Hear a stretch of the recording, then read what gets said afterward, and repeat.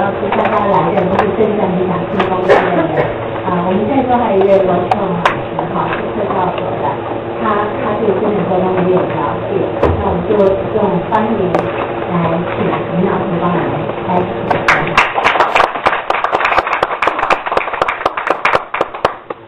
大家好，好，谢谢主任的安排哈。那比较抱歉，刚刚因为我迷路了，找不到学校，所以迟到了一点。要讲座以前呢，先帮各位做一个定位的游戏好了哈。这个游戏可以帮助各位安住在当下。等一下呢，我等一下要讲内容可以更专注的理解到。然后这一下哈，你看一下前面这个布条，有没有看到？有，好，谢谢。摸一下你现在手做的椅子。对，我们坐在上面，谢谢。摸摸自己脑袋，脑袋们抬过来，谢谢。去找左邻右舍哈，摸一下他的鼻子，说你很可爱。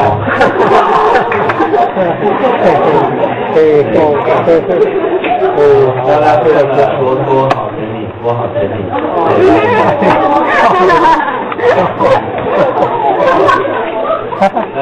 这边两个是在小骨头有没有哈？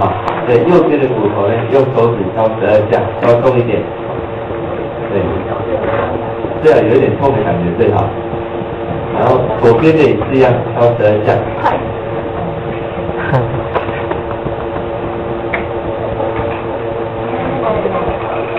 都可以，手指配。没有很差别，减少也可以。然后这两个骨头的下方三角形经摸这里哈，也是一样敲12下，敲重一点。好，这个动作呢可以帮助各位恢复我们今天的身体的能量，因为我知道一般下午演讲呢，大家比较容易打瞌睡哈，所以等一下如果你想打瞌睡呢，可以敲一敲，那我就知道可以讲笑话了哈。那我们今天来探讨的就是有关于灵魂存在的问题哈。过去我个人在研究这个生存沟通的过程当中呢，我确实发现人呢，除了肉体的存在以外，还有一个心灵的一个机制的存在。那另外一个就是好像有一个冥冥中在主宰这一切的感觉的一种灵魂的存在。那其实我在研究这个过程里面，我发现从心灵的角度来解读灵魂的存在，可能会比较容易一点。尤其我是从唯识学就是唯识科学这个角度呢，来探讨人的心灵的结构。那唯识学里面在讲到比如说眼、耳、鼻、舌、身、意、莫那识、阿赖耶识等等这个8个识体里面，它里面其中有一个概念就是阿赖耶识的功能呢，它是一个储存我们过往所有的记忆的一个概念，那也就是我们讲的最深层的意识。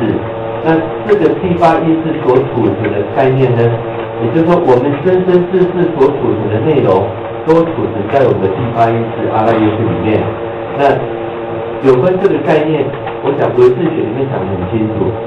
好，那我从这个角度切入研究的过程当中，我发现唯识在讲这个第8意识储存体的观念的同时呢，我发现这里面的档案，我们称为档案好了哈，唯识是称为种子人心的里面的种子。那我用现在科学的名词来把它阐述，你也可以说它是一个档案。那么用档案的观念来阐述它，各位比较容易理解。那我发现这些档案内容是可以被照出来看的，就像电脑的档案，你尘封已久的档案，不管你几年前、几个月前输入的这种档案，只要档名第一个照出来。那么意味着什么？人类的心理的档案也是可以被照得出来的可是过去好像一直没有一个明确的方法把这个档案照出来。那这个档案的内容呢，当然就不只是我们今生今世所储存的内容了。我相信各位，你可以回想昨天的你，10年前的你，小时候的你那么可能小时候的你对你来讲是几十年前的过往的，但你可以回想几十年前的过往，你可以回想昨天的过去，那代表了什么？我们是可以回溯过往某一个事件的能力，那如果几百年前、几千年前呢，就代表说这些档案一样可以被叫得出来。那意味着说，我们在人的第八意识里面所储存的内容呢，不只是今生今世而已，还包括了我们生生世世的内容。当然哦，过去如果要看前世的话，有几种方法确实可以做到，其中最常见的就是催眠。当然不用怀疑，催眠确实可以让你看到前世，只是听说有一半的人以上好像没办法被催眠不那么确定。那另外一种方法是什么？通灵一般通灵人会说，哎呦，你前世是一个国王哦，是一个公主哦，或者是一个什么样的人？那就算这个通灵讲的都对，我们还是会打一个大问号。为什么？因为我们没有亲自看到，万一他是骗我们呢？当然不是说所有通灵都会骗人这万一有这种可能。那我认为说，如果不要透过催眠，也不要透过通灵的方式，而我们可以在意识清醒的状态之下，回溯过往，把过往尘封已久的档案给打开来看，这样是不是更科学一点？那我发现确实是可以做到，就像我刚刚讲的，你可以回想昨天的自己，10年前的自己，那么甚至20年前的自己，那这每一段时空里面，我们都可以记忆的。那这些记忆是可以被照出来看，那代表我们可以回想200年前、2000年前、2万年前的过往。其实科学家已经证明一个观点我们人体身上的 DNA 记录了什么？打从宇宙一开始，一直到现在的我们，整个生命演化轮回的过程，都记录在我们的 DNA 里面的。那意味着说，如果我从 DNA 的讯息解读出过往我曾经存在过哪个时空、哪个年代、哪个身份，事实上是可以做到的。我想目前的科学家也朝这个领域在研究当中，尤其目前科学家已经解出 DNA 的很多的讯息的密码。那么解码现在只是达到一个阶段，就是我已经了解 ABCDEFG 的字母而已，但是还不太了解为什么 E 加 O 加 O 加 K 是等于不可等于数的这个概念。现在我们还在朝这个努力。那也就是说呢，未来人类可以解码成为什么？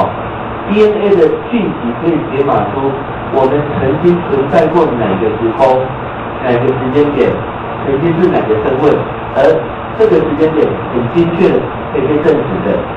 那当然，我们现在只能等待科学家的发现。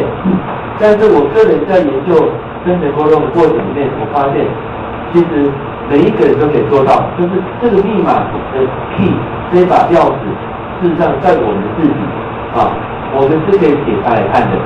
所以我花了数十年的时间呢，从唯识学，从人类的心理，在了解这一块的过程里面，而且我经历过数千的个案的经验，我发现确实可以做到。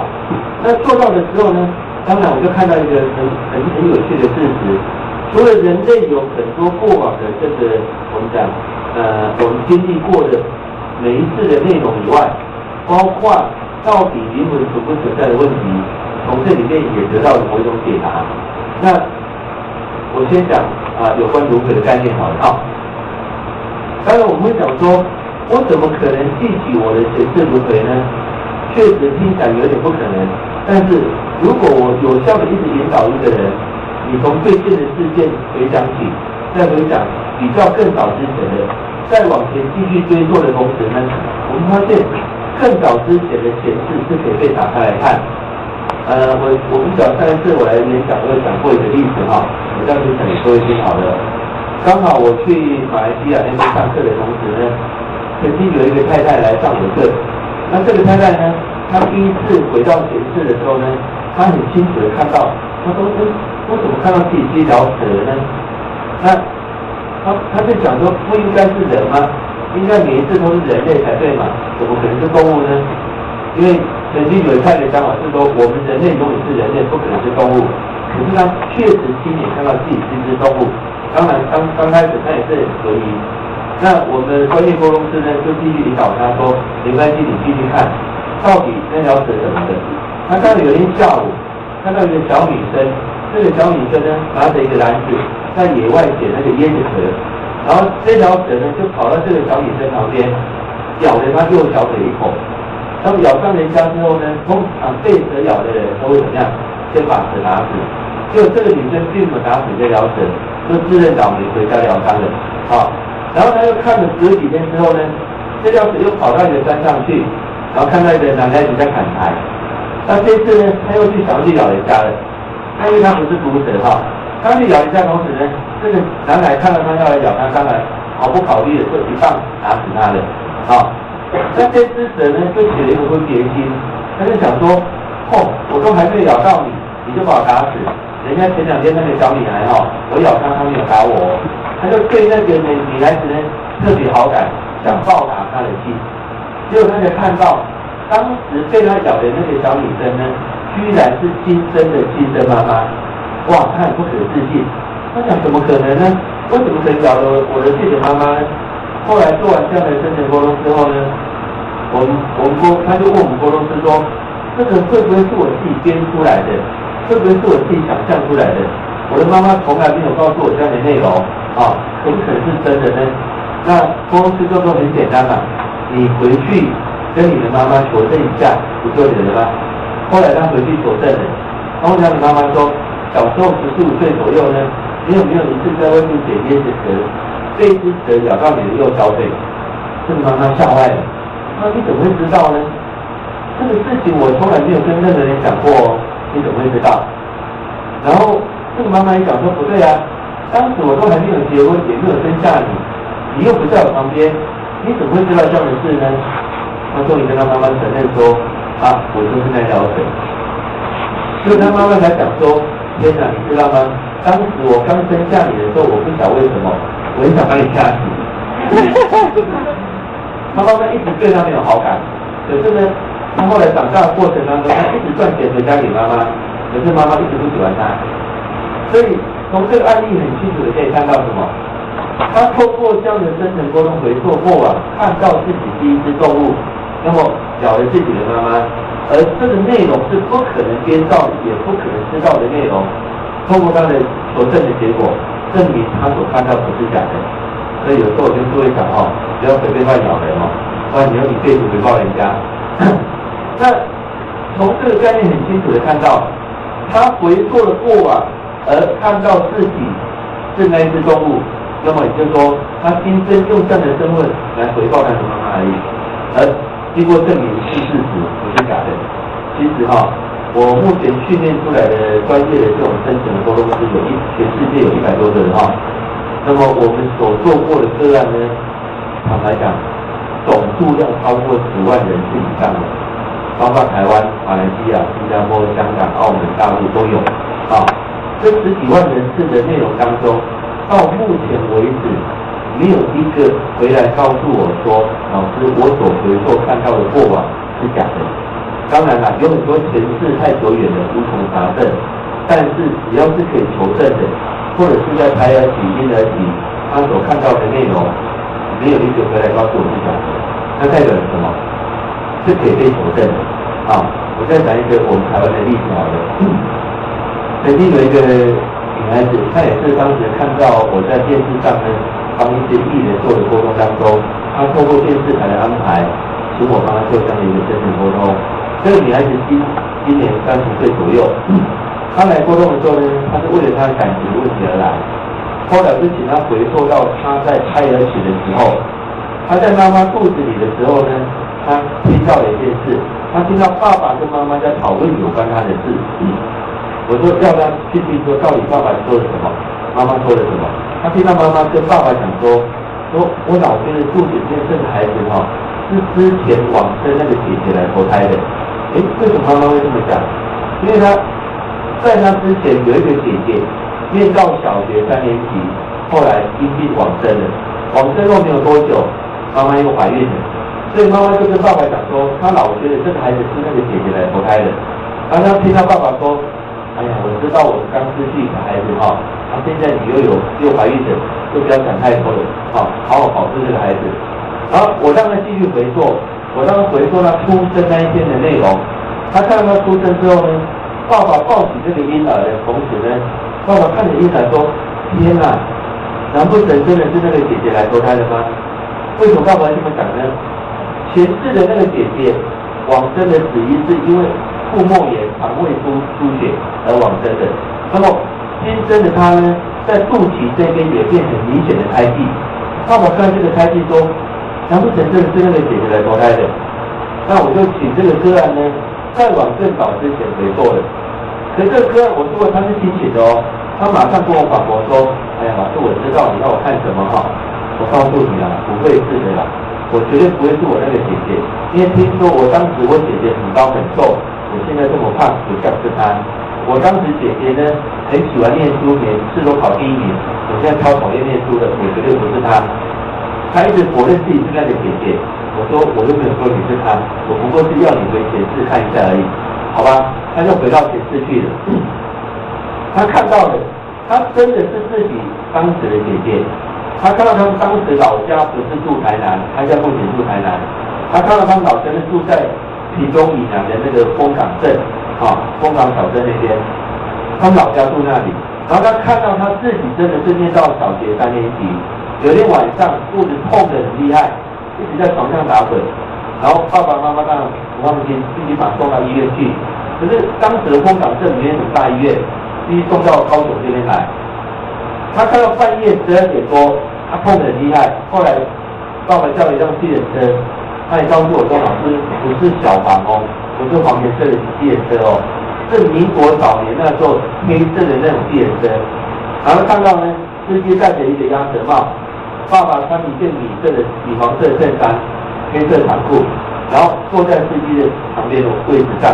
他跟妈妈躺在后座，他肚子痛得很厉害，然后车子要送在高雄的路途当中呢，半夜的2点多，看到车上时间是2点多，那么他痛得实在不得了，他后来躺在妈妈的怀里，就跟他妈妈讲了一句话，他说：“妈妈，今天我很高兴有幸做你的女儿，你那么样的疼我爱我，可是我实在已经无法承受了，但愿来世我还能够再做你的女儿，好不好？”讲完这句话，就躺在妈妈的怀里断气往生了。哇！他看到妈妈一直在呼求他的名字，看到爸爸坐在前面掉着眼泪，没有想到这个孩子送进医院的路途当中，居然就死在计程车上面了。可是这些内容是他不曾知道的。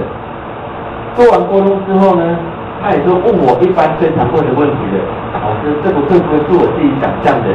我的父母亲从来没有告诉我姐姐怎么死的，更不要讲说死在计程车上这些细节，我从来不知道的，会不会是我自己想象出来的呢？说简单嘛，你回去跟你父母亲求证一下，不就好了吗？他3天后又来找我了，我老师太不可思议了。我问我的爸爸了，我爸爸说：“天哪，你怎么会知道？这种我们不曾跟你讲过的啊！而且当时姐姐在死之前讲的那句话，但愿来世还能够再做你的女儿，好不好？”这些话是他们父母亲心中永远的痛，这不可能跟他讲的内容，你怎么会知道呢？后来他跟他爸爸承认说，他来做沟通而知道的内容。经过他父母亲的求证之后，这个小姐呢，她说太不可思议了。她后来把我说的个人全部学回去，她现在在帮别人做沟通了。那代表了什么？经过这样的证实之后，他证明了他的潜意识就是那个自己的姐姐啊，而这些细节呢，通过沟通完全看到所有的内容。那其实我有1000万个这样的例子可以说明啊，有的是经过求证的，有的是经过交叉证明的，证明了真的前世是自己那个人。那证明了什么？我们真的有自己的过往啊，自己的前世。其实。从我做了这么多的资料里面，我真的发现一个很有趣的事实哈，就如佛家讲的，如是因，如是果，真的因果循环一点都不假。我从沟通资料里面，我一再的看到这个事情。其实哈，我觉得以前我们在宗教里面听到因果，我们都懂因果，也知道因果，但是当你真正亲身体验，自己看到前世所做手的、今生所承受的。你会真实体验到什么叫因果？我想那个不必再教了，你自己很清楚该怎么做了。那除了前世轮回的问题以外呢，另外一个问题就是说，到底灵魂存不存在呢？对，这个问题说真的，人类一直在探讨灵魂存在的问题。人类也试图想解剖人体，想找出灵魂的所在位置，但是到目前为止没有人找到。坦白讲，找的方向错了。灵魂不是存在肉体的任何一个部位，我们会想说是在脑下垂体，是在免疫里，是在心脏里，是在 DNA 里面，其实都不对。如果以我的概念的认知来看的话，灵魂并不是住在肉体里面的东西，反而是更真切的讲，我们是被灵魂包裹在四周围，在我们肉体四周围的某一种状态。但是我要这么讲了哈，当我要讲灵魂这个状态的时候，我请各位注意的，不要执着我所讲的灵魂这个用词，可是为了方便解释它的状态，我就不得不找一个名词来形容它。这个该怎么形容呢？因为我讲任何一个名词，各位一定会执着。好了，我这么讲啊，古代禅宗的一种辨识思维逻辑的一种训练的观念里面，有一个观念是这样子的哈。禅宗他们为了阐述某个概念，他必须先立假名，透过这个假名了解这个概念之后呢，还要破这个假名。所以我希望等一下我在讲灵魂这个用词的时候呢，我是为了立假名而用的，希望各位能够了解，因为这个用词实在不足以形容它的状态，但是不得不人类也只有这个用词可以用哈，所以我必须先立假名。那么我必须这么讲，人类很多的宗教都承认灵魂的存在，但是有很多宗教不承认有轮回的存在，这是一个很有趣的现象。像西方的宗教，他们认为说有灵魂的，但是不会轮回啊，你只有一生一世的机会的，你今生今世做得好做不好，那么最终审判的时候呢，就判你上天堂或下地狱。那东方宗教普遍认为说人是有灵魂的，而且不只有灵魂，灵魂是个永恒不灭的个体。这个永恒不灭的个体呢，会通过生生世世的轮回，不断的进化、淬炼、提升，回归到为了大梵天、大我这样一个状态。像印度教就是以这样的观念为主，可是以佛教的观点来讲，这个观念上又有很大的不同了。佛陀当时呢，有弟子就问了佛陀说：“人是不是有灵魂呢？”佛陀他不回答。弟子们又问说：“那么人是没有灵魂哦？”佛陀也不回答。其实当时佛陀真的不能回答有或没有灵魂的观念。佛陀讲的是什么？这一切的现象不过是一种因缘法则的现象而已。宇宙是相对而产生的现象，没有绝对独立的现象的存在。也就是说，如果这个宇宙都是白，你怎么知道它叫白呢？一定要有黑来衬底彰显出白的存在。所以这一切是相对而产生的现象，并没有一个绝对独立的存在者。那么，各位，如果说这个宇宙是由一个上帝创造出来的，创造了你我，创造这个宇宙，那请问谁创造了上帝？可见并不是这个概念。那佛陀讲的观念就是说，没有绝对独立存在者，也没有一个永恒不灭的个体的状态叫做灵魂，而是透过因缘法则的现象而彰显出灵魂的存在而已。其实我要这么讲哈，在唯识学里面，我们讲心灵的种子跟阿赖耶识的关联性的时候呢，唯识学对这个观点有一个很精妙的一个讲解。他说，并不是有一个永恒不灭的个体叫做阿赖耶识，没有。阿赖耶识跟种子这两者的关联性是不能够分开计算的啊，它是一体的观念。也就是说，有了种子才有阿赖耶识的存在，没有种子阿赖耶识都不存在的。那也就是说呢，没有所谓的灵魂本体储存我们生生世世的种子，反而是有种子的存在，你才感觉有阿赖耶识的存在。了解这个观念之后呢，你就知道灵魂是不存在的。当然了，我知道对各位来讲不太容易理解啊，也许有点深奥，但是呢，我要讲就是说，灵魂到底有没有存在呢？目前科学家有做了几种实验，有一本书呢叫《灵魂实验》，这本书各位可以看看哈，它的副标写得很有意思。他说，我们为了证明天下乌鸦一般黑这个理论是错的，我们只要怎么样找到一只白乌鸦就够了。何况在这次的实验里面，我们找到了100多只的白乌鸦。那也就是说，在《灵魂实验》这本书里面，美国哈佛大学呢，他们的学生跟教授呢，透过这样的实验证明了确实灵魂是存在的，而且当时 HBO 家庭电影院呢，还动员了5部摄影机，完整的记录整个实验的过程，而证明这个是存在。目前也有人证明说，人死掉之后呢，会进入所谓的濒临死亡的状态啊，所以有很多濒临死亡的人呢，后来又被救活了。救活之后呢，他们都会共同讲出说，他们会看到一个隧道，隧道里面有光，他们会进入光里面，而且呢，他会发现到隔壁病房刚刚有人死掉了，他也同时看到天花板放着的东西，同时可以看到医院门口有人在吵架，同时可以看到顶楼呢，医院顶楼放了一双球鞋，他同时可以看到。那么后来他被急救起来之后呢，跟医生讲这些内容，医生很不可思议，你明明刚刚是死的啦，你怎么可能知道隔壁病房、医院门口、顶楼有个东西？你怎么会知道呢？后来很多的证明之后呢，确实人类在那个状态之下，灵魂出体的状态之下，同时可以看到所有的现象。好，那我们讲回来哈，刚刚我讲的就是说，肉体四周围包裹的这个状态，它其实如果以物理科学角度来解读它的话，它是一种非常微量的粒子状态，也就是我们讲的更最小的4原子结构，叫做夸克。夸克这个粒子存在我们的四周围。有一个很有趣的现象，这个四周围的这个存在体呢，它的观点跟我们肉体的观点是不一样的。对，我们肉体所看到的物质体，是不是看到的是3度空间的？你会看到3个面而已。比如我看这个桌子，我只能看到它3个面。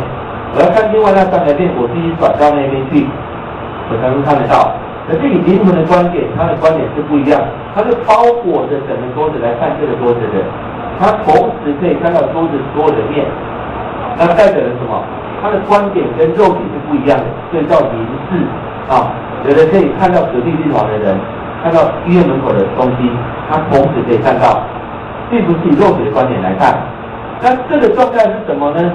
目前德国有发明一种照相机，可以照出人的气场、灵气的那个颜色。那也就是那团光的颜色可以照得出来。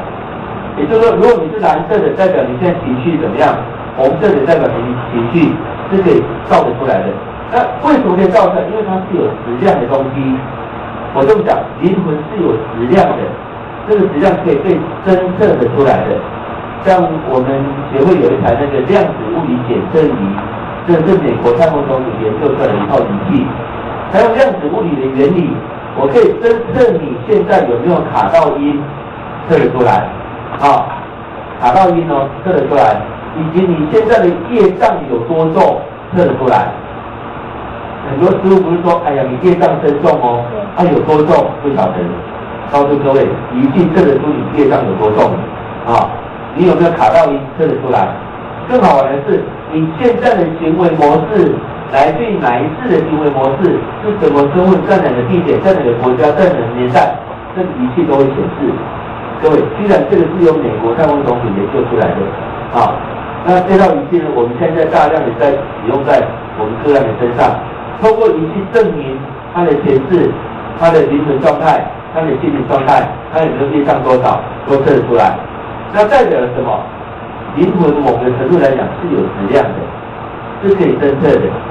那所以以后如果你卡到音的话呢，代表你最近有去一些不好的场合啊，比如去殡仪馆啦、坟墓啦，或者医院里面，确实我们可以侦测到很多走过这些场合的人呢，仪器测得出来你有卡到音的，但是这个仪器也可以帮你消除掉这个磁场。有意思的是什么？这个状态呢，我发现很多宗教对这个状态又有不同的概念的哈。对，我们注意看，所有宗教的画像里面有一个共同的画法，所以不晓得有没有观察到，比如说菩萨像也好，佛陀的像也好，包括耶稣基督、圣母玛利亚啊，身上是不是有一团光？其实那团光呢，就是我刚刚讲那个微粒子，它确实是一团光。每个宗教都有共同的画法，虽然有很多宗教是对立的，但是却有一个共同的现象存在，就不管什么样的画像，都有那团光的存在，而那团光不是只有神或佛才有，各位身上都有。我曾经训练一批小孩子呢，让他们懂得用心灵的眼睛呢去看人们身上的光。所以小孩子可以看得到你身上的光什么颜色，比如你的光如果是暗黑色的，我就教这些小朋友说，你们离这种人远一点，因为可能对你不好有邪恶的意图。如果光是白色的或金黄色的，代表这个人不错，你可以亲近他。所以很多小孩子呢，我们可以训练他们，可以看出你身上光的颜色，包括我们刚才讲用那个摄影机都有照得出来。好了，那问题是，我们身上的这些光的存在，它为什么要附着在我们身上呢？我要问各位一个问题你同不同意自己有自己的灵魂？应该同意嘛，因为你有你的思考有你的过往，有你的经历。那我们把它定义一下属于你自己的灵魂体，我们该怎么称呼它呢？你说本灵或原灵，你道教一讲法是本灵嘛，或者原灵。可是本灵或原灵会有一种错觉，是好像住在我肉里面的感觉，我认为不太妥当。西方人他们习惯说是你的指导灵，其实指导灵这个观念又有点关系是，好像离我很远在指导我，也不太对。我这有一个名词比较接近的状态是守护灵所以我们定义一下，属于我们自己的灵魂体的这个概念，我们把它称为守护灵那么守护灵就是我刚刚讲，它是包裹在我们四周围的状态。那你这个概念就比较容易接近它的状态，守护着我们这种感觉，离你没有很远，也不是靠着你很近，就是保持一点点的距离。那守护灵呢，为什么会在我们的身上守护着你呢？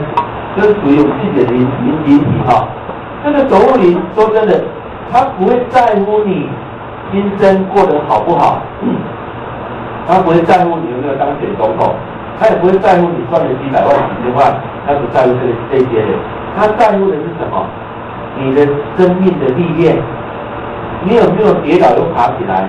你经历的挫折有多大？如果你这一辈子一直都非常的平顺，没有任何的大风大浪，我确定你的首领就会觉得很无聊，因为没事干，太平顺了那你来这生干嘛呢？你就是一直这样一直线的过日子而已。守护灵希望你的是什么？你要过的一种我们讲刺激好的经过大风大浪的，你跌到谷底又爬起来的这种，他想体验什么？体验这种历程，因为这些体验可以让首领得到智慧。所以我就讲好了，我们讲灵魂这个观念是非物质的，没有物质的形体，它没办法体验物质体的感受。所以如果这只麦克风是非物质的，我折断它会不会有声音？你看不到，也感觉不到这个东西。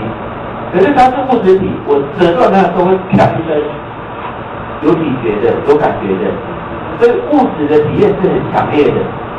那守护你就像这个非物质，它是没有体觉的，但它需要你的肉体怎么样来替它体验？透过你的体验，透过你的情绪，他会知道这个体验是痛的，酸甜苦辣，他会知道。那么他需要这样的体验。那也就是说呢，如果今生这个课题你没有圆满，来一次你得再来一次。所以你没有体验过，没有考过，你来就会再选择一次同样的课题，而且加重那个课题，再让你体验一次。那穿越了，你还有不同的课题要去体验。所以我常讲说我们每个人真的是要为自己的行为负责比如如果你觉得你现在长相长得实在是很抱歉的话，那代表什么？你过去做了很多很抱歉的事，因为你过去做的事是你现在的果嘛。如果你现在长得很庄严的话，也代表了什么？你过去做了很多很庄严、很美妙的事，而形成你现在的长相。所以人真的必须为自己的行为负起责任，不要对那些人说我爸爸妈妈帮我穿得这么好，不需要。你自己过去做了什么，你所呈现的那个现象就是了。那也就是说，我们的灵魂体呢，它会存在我们的四周围，经过你肉体的体验。好啦，不属于我们的呢，外灵，就是以外的灵体，我们就称为外灵的。好，外灵靠近你的时候呢，我确定你会有不同的感受。各位，你们注意看，会通灵的人，他需要通灵的时候呢，是不是拼命的打嗝，拼命的打哈欠，或者翻白眼，或者抖动？那代表什么？他接收到另外一个跟他不同频率的存在了。好，假设了啊，这个麦克风是一个无线的收音机，那这台收音机会收到固定电台的频率，啊，声音很清楚的。可是如果旁边有一台手机，手机呢要响之前，手机要接到讯号同时呢，这台收音机会怎样？那么声音会出现。那么手机的讯号就是这个收音机的什么外引的这样的概念啊，也就是说，当我接收到不是属于我灵体以外的另外一个存在者，我的身体会有一些不同的反应。那有的严重就是我们讲卡到音的，所以仪器为什么测得出来？因为侦测到两个不同的频率而已，很简单。那外灵附身的时候呢，当然这些通灵的人他们就会怎么样？开始打嗝啦，有一些反应出现。然后就开始会讲说，哇，你过去有什么事哦，未来会有什么事哦，都讲得很准哦。更可怕的是，他会说，我就是观世音菩萨，我就是释迦牟尼佛，我就是王母娘娘，我就是济公，诸如此类的。我常讲说，好吧，你说你是观世音菩萨，麻烦你秀个身份证让我看一下，我怎么知道你是呢？很抱歉的哈，大部分都是骗你的，至少。到目前为止，我所做到的这种个案，会通灵的人，不管他通的是不是观世音菩萨，是王母娘娘是什么，至少到目前为止，被我做到的，没有一个真正的事。好，我举例好了啦哈，让说一点概念一点。我曾经做过一个也是一个出家法师来上我的课，上完课之后呢，他就来找我说：“老师，我告诉你嘛，我有个女弟子，她本来是不会通灵的，可是说很奇怪，她1年多以前去了一趟日本回来之后呢，开始会通灵的，而且通的都是观世音菩萨。然后这个观世音菩萨呢，讲你的过去、现在、未来，都讲对的，所以每个都确信他通的是观世音菩萨咯。所以他的很多的弟子啊，就是跟他问说：菩萨，我该怎么做啊？然后帮我看看我的先生会怎么样啊，我的孩子会怎么样？就一直把他问的。”像在问神一样，这个师傅上完我的课之后，他知道不太对了。后来他邀请我去帮他的这个女弟子做个沟通，是一个太太，住北部，开了一家素食餐厅的一个老板娘。那我就帮这个老板娘做了一个生死沟通，我就说好吧，请3位观世音菩萨出来讲话好了。啊，原来这个太太就说，她去一趟日本回来之后呢，她每天早课晚课都是在拜观世音菩萨的。有一天在拜早课的同时呢，突然他所拜的菩萨显灵了，哇，他很感动，他所拜的观世音菩萨显灵哦，而且慈悲加倍他的，而且告诉他你的先生最近有什么状况哦，小心哦，你的孩子过2天会有什么事哦，一都灵验的，他更确定他供的是观世音菩萨咯。后来就说好吧，那请3位观世音菩萨出来讲话好了。然后一开始他讲一堆我听不懂的话，我说你刚刚讲的是什么？他说是天语。天语我听不懂，如果是人类，你说能不能把天语转成中文让我听得懂？没问题哦，直接就翻译成中文嘛。好了，他就大笑三声的，哈哈哈，我知道你今天要来干嘛了，你是要来赶我走的。我说那这太好了，你就明讲了，你到底是谁？他就坦白告诉我，他说他不是观世音菩萨，他是一个在日本当时因为战争战乱的时候，他是一个被马抬死的一个3个月大的婴儿。的一个灵体，死掉之后就是到处乱烧了，烧到一家寺庙旁边呢，听到人家诵经的声音，他心里蛮喜欢的，就在那个附近徘徊不走。这个太太就是去那家寺庙去拜拜，他看了这个太太长得跟他妈妈有点像，就跟着他回到台湾了。然后看了这个太太一天到晚在拜观世音菩萨，他就想好玩哦，就照他所拜的样子示现给他看。哦，他没有想到这个太太那么样的感动。于是呢，他想叫玩就玩到底了，就让他知道说，小心你先生最近有什么状况哦，你的孩子会出什么事哦，证明他一都灵验了。这个太太当然就更确信自己通的是观世音菩萨的，而且他在沟通当中还告诉我说，老师你知道吗？算命讲的对哦，他们说我是带天命的人，我是带使命的人，我要去做这样的事啊，我可以通过这个方法呢，帮人家消灾解厄。可是我帮他沟通，他自己看到的不是什么观世音菩萨，不过是一个3个月大的婴儿的一个日本的小男孩而已。好了，我就说，那你跟这个太太过去有没有任何姻缘存在？这个小孩子说没有，他只是好玩跟着他。他说既然没有姻缘，我必须帮你送走。当送走的时候呢，这个太太虽然跟我讲说，老师不要送走他了。我说为什么？没关系啦，老师我可以帮他消灾解厄呢，而且我也乐意做这种事哦。我说那你以前不知道他不是观世音哦，你现在已经知道他不是了，你还要这么做吗？没关系，老师。你知我知就好了，我们不要讲出去。当时我很无奈，为什么？居然这个太太执意，他用这个方法帮人家消灾解厄，他认为自己是带天命的、带使命的，他也愿意做这种事。后来我的时间实在不允许帮他沟通的，我知道我尊重你，因为当时的感觉好像人家主人不想送客人，那我干什么？那种感觉哈。那我说好，我尊重你，至少让你知道你通的不是观世音菩萨了。带我去的那位出家师傅呢，他也知道整个过程。我说报告师傅，抱歉，这个观世音菩萨我没有送你。后来那位法师因为学过了课程了，他再回去帮他做了一个沟通，因为是他皈依的法师嘛，这个师傅想回去送话了。他说，你以前你不晓得你封的不是观世音，那现在领导这个方法已经让你知道不是的哦，你还执意这么做的话，你不就在误导众生吗？对，这是误导。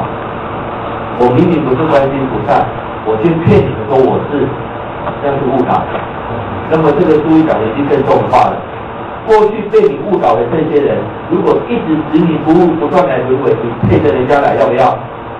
哇，毕竟那个太太也是学我的，这时候才激起。然后这个师傅讲的重话，他才真的激起。后来才有那位法师呢，用我们的沟通步骤呢，把那位观世音菩萨给送走了。这用间接的送走了一个观世音菩萨。我要这么讲哈，真正的菩萨、真正的佛，绝对不会用这个方式来。各位，为什么他可以知道你的过去、现在、未来？原理很简单。我这么讲，任何一只阿猫、阿狗的灵体都有办法知道你的过去、现在、未来，一点都不困难。我用一个科学的观念来阐述好了。我们是肉体，我们是物质存在的，物质存在的空间我们称为3度空间。所以任何物质有长、宽、高这3个维度，这叫3度空间。关于物质存在者，就是超越3度空间以上的，也就是我们讲4度空间。3度空间以下的是什么？平面空间，没有立体的啊。平面空间叫2度空间，2度空间以下的那种1度空间是渐进的，没有平面。好了，我们来看一下3度空间，我们来看2度空间的存在者。什么是2度空间的存在者？蚂蚁、昆虫，不就是了吗？啊，好，你看蚂蚁呢，它在走，它在地板走，你从上面看着它，它看不到你。所以蚂蚁可以怎么样？走墙壁、走天花板，不会掉下来。因为对它而言，它的世界永远是平面的，它没有立体的观念。如果它有立体的观念，我确定它走到天花板会怎么样？我们掉下来。要不就得了惧高症，不晓得怎么走下去了。啊，对他来讲，他的视野永远是平面的，他没有立体。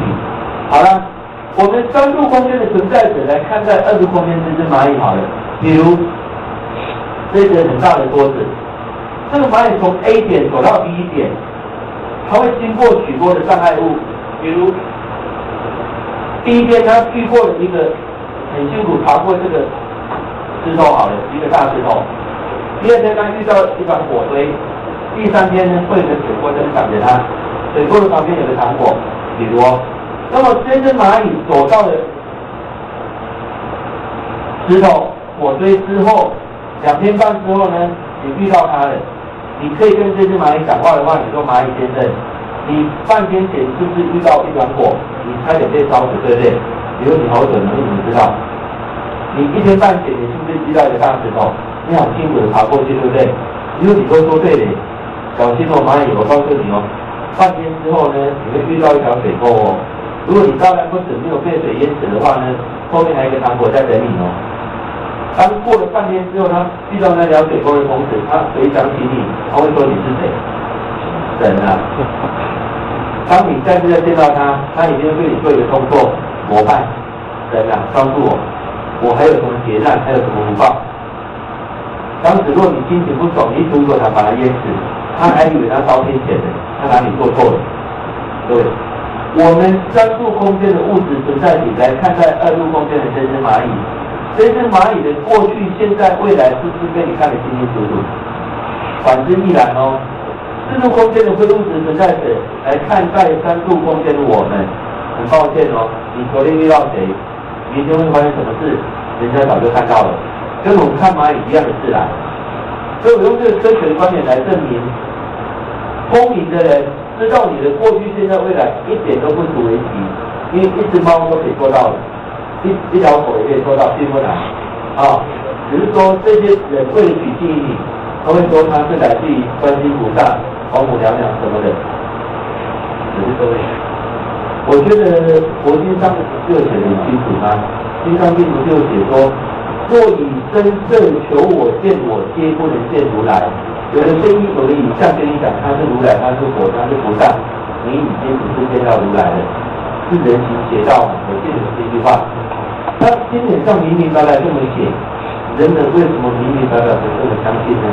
就相信有的东西它是菩萨，它是佛，它可以通灵，它可以帮你改运，都是外求。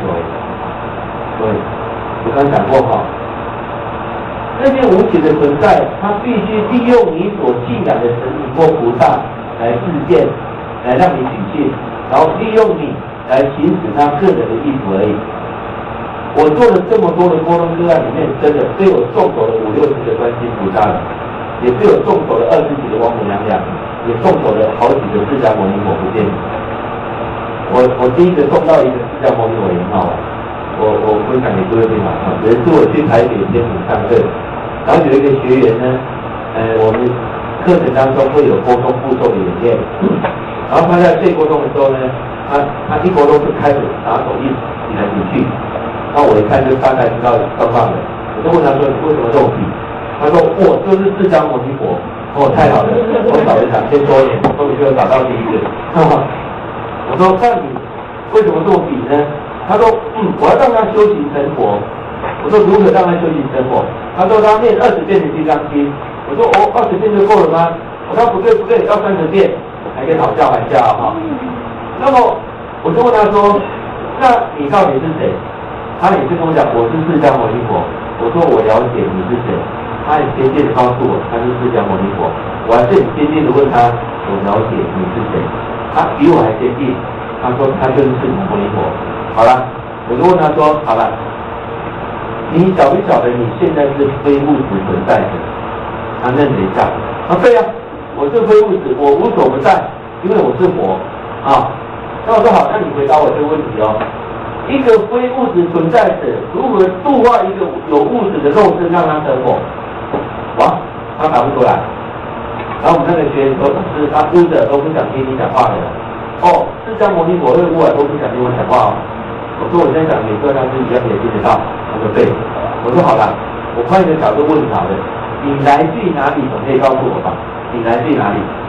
巴拿，讲得很快，我听不懂。再讲慢一点，巴拿马。哦，我听懂了。我说是一个国家的名字吗？他说对。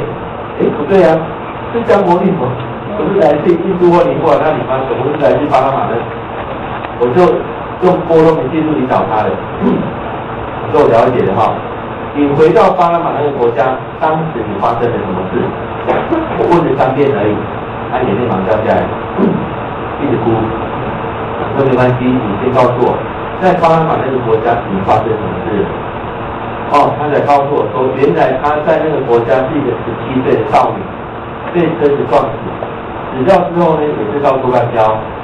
这个学员就是有去巴拿马那个国家探亲，他有住那边。那么他回来之后呢，他就跟着他回到台湾，然后看他学那个打手印，以为这样可以修行成佛，就附在他身上。后来我也是问他说，你跟这个人过去有没有任何一点不在？他说没有，也只是好玩跟着他而已。后来就把它当做一个个案来沟通他，就把这个无形众生当做一个个案来沟通他。我让他先回溯到他在巴拿马那个国家怎么被撞成的，为什么只要就一直留在人间，我一直重复那个过程，后来重复完之后才帮他动手。那这个学员才不再会疯了，所以我发现很有趣哈，很多会疯的人呢，来让我沟通之后都不疯了，不疯的反而沟通后都会疯了。那意味着什么？这些无形存在也有它们存在的原理。我做了这么多的沟通里面，我发现一个现象啊，无形众生的存在只是存在它一个执着的想法而已，而这个执着的想法没有被化解，它就一直存在着。可是我们刚才讲，它已经没有肉体了。各位，如果我死了哈，你们看不到我了，我没有肉体了，我死掉了，那我在你面前挥挥手，你看不到我。可是我也很生气，你为什么看不到我？那我当然会找一个看得到我的人，那个人看得到我，我就利用他来替我表达我个人的意思。那我要利用他，就是我刚刚讲的，我必须利用他所信仰的神明或菩萨或佛这类，那么我才能够表达我的意思。而这样的一个存在，说真的很苦。为什么？比如我死了，你们看不到我，当然我会在意什么？我的太太好不好啊？我的孩子过得好不好啊？我想抱我的太太，抱不到啊。我的孩子跌倒，我想扶他起来，扶不起来。即便我看到有杯水，我想喝，我喝不到。所以你们了解这种存在吗？这种存在，就像佛经讲的，求不得苦也，我拿不到。我们在人世间，我们有肉体，我口渴，我可以随便拿水来喝，我可以止渴。我看到地上有人烧掉，我就捡得起来。可这个无形存在者，他没办法做任何事情，但他依旧可以看到大家，依旧可以看到这些存在，实在已经没有存在了。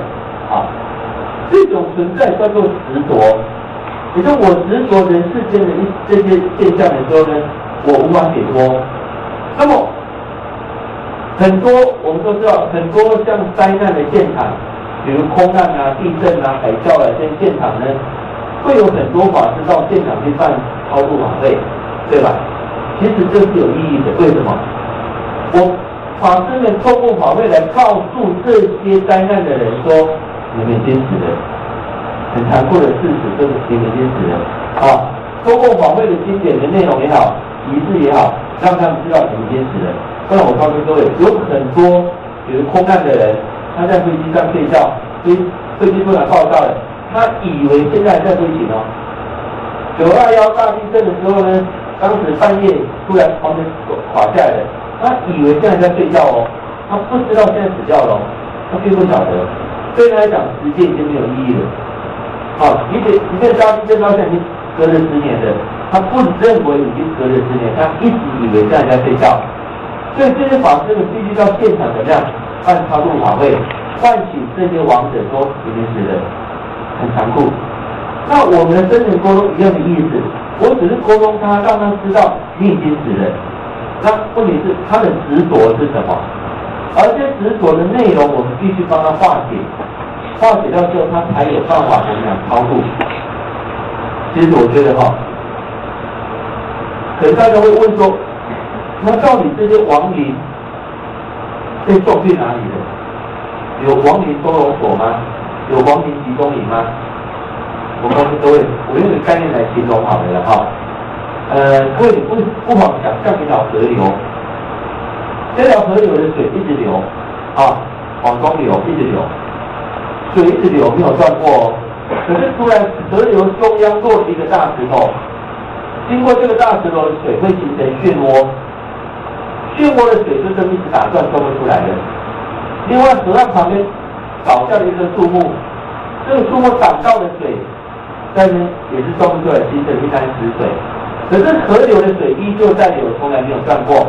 但是被卡住的那个石头的漩涡呢，那些水永远装不出来。被树挡住那些水变成死水，流不出来。好，我们过往的生命之流就像这个卡住的石头、卡住的树木一样，所以灵魂它会被过去的事件所卡住。而卡住的时候，它转不出来，它无法解脱。可是生命之流一样在流，你有断过哦。好啦，我们沟通回溯只是怎么样？回到过往，把那个卡住的石头给清除掉，卡住的树给搬走，让那个水继续流而已。所以没有送去哪里的问题。各位，我要这么讲好了哈。当你有亲人往生的，你心中会不会有挂碍？会。而挂碍是什么？我在担心亲人往生，我的妈妈或我的爸爸死掉之后过得好不好？他现在是不是还有没有病痛？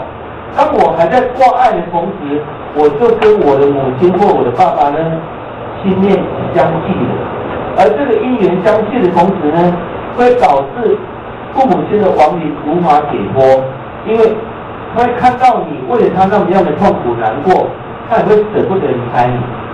就算有极乐世界，他也到不了，因为各位可以想象，比如如果你有孩子，你看到你的孩子生病了，他那个呻吟、痛苦、难过，做父母亲的我们会怎样？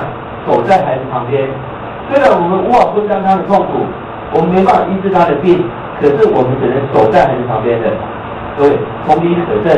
如果我的妈妈往生了，她看到我为了她那么样难过、痛苦，不吃饭、不睡觉，我的妈妈一定会守在我旁边，舍不得离开。人同此心嘛。好，那么这个亡灵也是一样的道理。他执着在人世间，一定有他执着的原因，而他无法解脱的。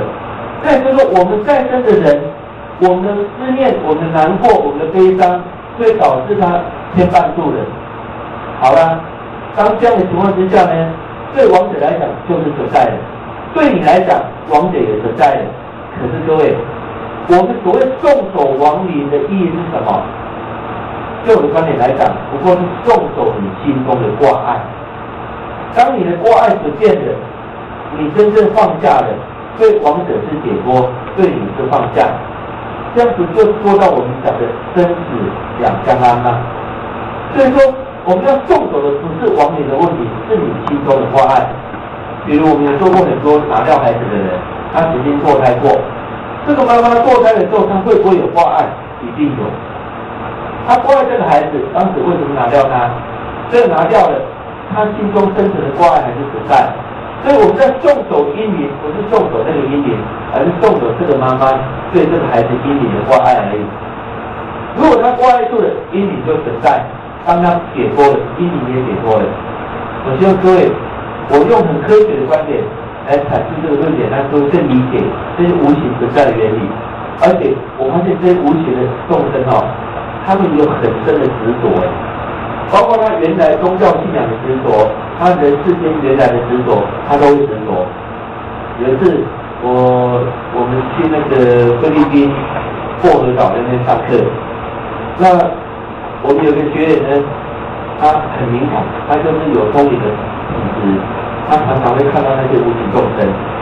那我们就搭飞机到菲律宾嘛，那我们在薄荷岛上课的时候呢，那个学员就说他看到很多的无形众生，当时跟着他这样。那尤其飞机上很多跟着他，可是我说好吧，那我们就跟那些无形众生来做个沟通好了啊。他说老师他们出不来，我说他们停留在哪里？说他们下飞机之后呢，我不是过海关吗？而那些无形众生要过海关出不来。那我说不对呀，为什么他们出不来？这无形众生跟我们讲说，因为他们没有签证，过不了海关。他们执着人世间的签证，他忘了自己随时可以来去自如，他忘了，他执着到签证才能过海关，所以他们停留在海关里面。后来我们就用沟通的原理跟他们沟通说，你们不用执着了，而且让他们了解当时他们怎么死的。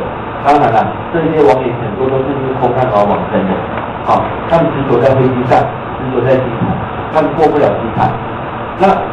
我沟通他们才知道说，原来这些亡灵也有他们的执着人世间的游戏规则，执着人世间的这些宗教仪式都会。说真的哈，各位，你越了解这些无形中间存在的原理，你越对他们没有任何恐惧和可怕的。以前你会听到有亡灵，还有外灵，有阴有冤亲债主，你听到都是负面的。都是害怕的、恐惧的，其实来自于什么？我们对他们不了解而已。当你真正了解他们存在的原理之后呢，你越会升起一种慈悲的。这种慈悲就是你了解他们存在是一种痛、一种苦、一种，就我刚才求不得苦、爱别离苦啊，真的是一种苦，而且那种苦是无止境的苦，因为他们没有时间的观念。对，一个执着可以停留在这个宇宙几千年、几万年解不开、抛不开，他执着住了，他没有时间的观念。那种苦就是我们讲的无间地狱咯。所谓无间，没有间断的、没有止息过的烦恼，没有间断的苦恼，这样停留住的。所以，当我们越了解这些无形众生的存在的原理之后，我们会升起更大的慈悲来看待他们的存在。我们有一个沟通师沟通到一个个案，他也是遇到一个个案，这个跟本身有关的冤亲债主，前世冤亲债主跟着他，然后当然牺牲也是很难堪那沟通师就很耐心的引导他，好好回到前世呢，去化解当时他们的恩怨。确实，这个个案前世伤害那个人很大，非常的伤害很重。那么，医生他用这种方法来让他报偿，所以他不断的让他体验当时他所承受的痛。公司非常有耐心的引导去化解他们的恩怨，然后后来终于化解了。要送走这个冤亲债主的时候呢，这个冤亲债主这个无形众生呢，还特地对我们的沟通师特别的感谢他说：“你知道吗？你是我第一个遇到肯坐下来好好听我讲完话的第一个人，其他的人都是用怎么样？用皮箱把我赶走，然后赶不走我的啦。如果赶得走我现在不会留下让你沟通的。而你居然是我第一个遇到肯坐下来好好听我讲完话的第一个人他反而赞叹我们沟通师，因为我们的耐心，我们的了解，我们化解了很多这种无形众生。我讲一个案例好了曾经有一个学员来上我的课的过程当中，他每天都要搭火车来我们中心。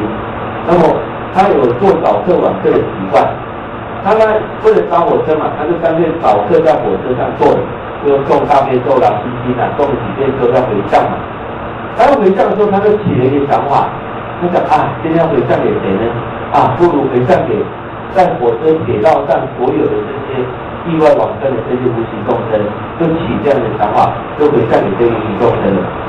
然后他来教室上课了，然后那天也很早，上到我们有一个单元，就专门在讲这个无形众生的这个单元呢。他那天下午在做波动演练的时候呢，这个学员一直打嗝，拼命的打嗝。那当时我就看到说，有一点问题，我就问他说：“你为什么一直打嗝呢？”我只能去觉察。他看到说：“老师很多无形众生跟着我我说：“那跟你有因缘吗？”他说：“没有，可是好像是我早上回向他们跟来的。”我说：“那你数一下到底有几个？”他数一下，总共18个，18个外灵跟着他来到教室。好了，这18个外灵，我说：“那你去看一下，这18个外灵跟你有没有任何因缘？”他说：“没有，是因为回向跟着来的。”好了，我就让他去看一下，这18个无形众生是怎么死的，都是铁轨上意外死亡的。有一个是爷爷带着孙子要过铁轨，爷爷说：“你在这等我，我去对面买个香烟，去商店买个香烟。”就买香烟就跟他聊起天来了，忘了孙子在这边，孙子尿急冲过去要去跑找爷爷借火车撞，有一个是这样子的。有一个就在我们嘉义。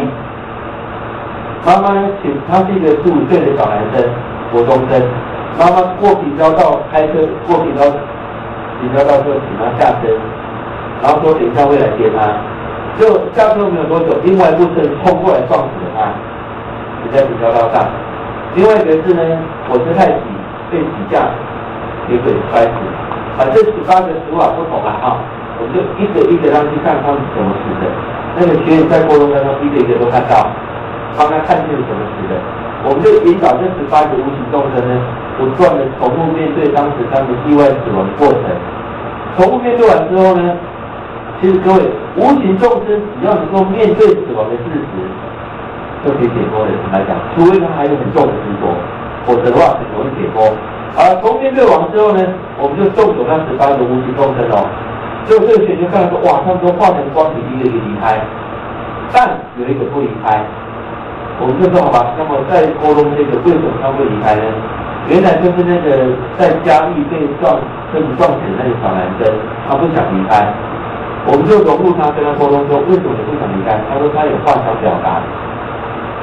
他说他的死不是意外，刚刚那些人死都是意外的，但他的死不是意外，为什么？当时他的妈妈请他开车到平交道，请他下车等他。妈妈说去买个东西再回来接他。他在等的时候呢，开车撞死他的那个人，那个司机居然是妈妈的好朋友。哇，这个事情大条了。为什么？可见是有阴谋的。后来想看清楚，我说为什么妈妈的好朋友开车撞死你？他看清楚了。原来是他的妈妈为了领保险金，请自己的好朋友撞死自己的孩子，领了好几千万的保险金。哦，这个事情很大喽，因为什么？很显然这个妈妈是谋财害命，为了保险金。好啦，我们就让他去看清楚。我说后来那你妈妈怎么了？他让妈妈领了保险金之后呢，那几年日子当然过得不好，因为很恐惧，心里不安。后来也选择出家了。可是出家并没有解决他心里的不安，后来这个妈妈也得了忧郁症，后来往生了。那我就知道有一个很大的恩怨存在，所以难怪这个外人不肯离开，因为他有怨啊，没有办法离开。我就说好吧，那请你的妈妈观想你的妈妈在你面前。我那个学员说老师不用观想，他的妈妈一直都在，那太好了。我就请这个妈妈说你融入当时你的孩子，他有什么感受？当然，这个妈妈自己知道不对，她说：“老师，我知道是不对的，我不应该为了钱，她一辈子痛苦就对了。”我就叫她去做忏悔，我们就请这个妈妈对这个孩子念忏悔啊，然后念我们那个佛教的忏悔的能量，然后念到一切我今天忏悔的时候呢，她泪流满面。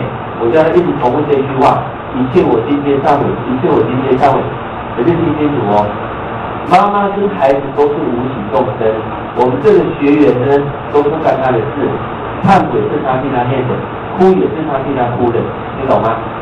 好了，忏悔老半天之后呢，我看这个妈妈也真心忏悔哦，然后我就请这个孩子表达了，我说既然妈妈也知道错了，那她也往生了，那对妈妈的忏悔也可以原谅妈妈。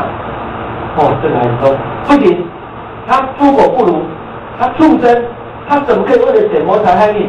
我是他的孩子呢，他一直破口大骂就对了。当然我可以了解，真的很难原谅。一个孩子居然对妈妈用这样方法来对待，很难原谅。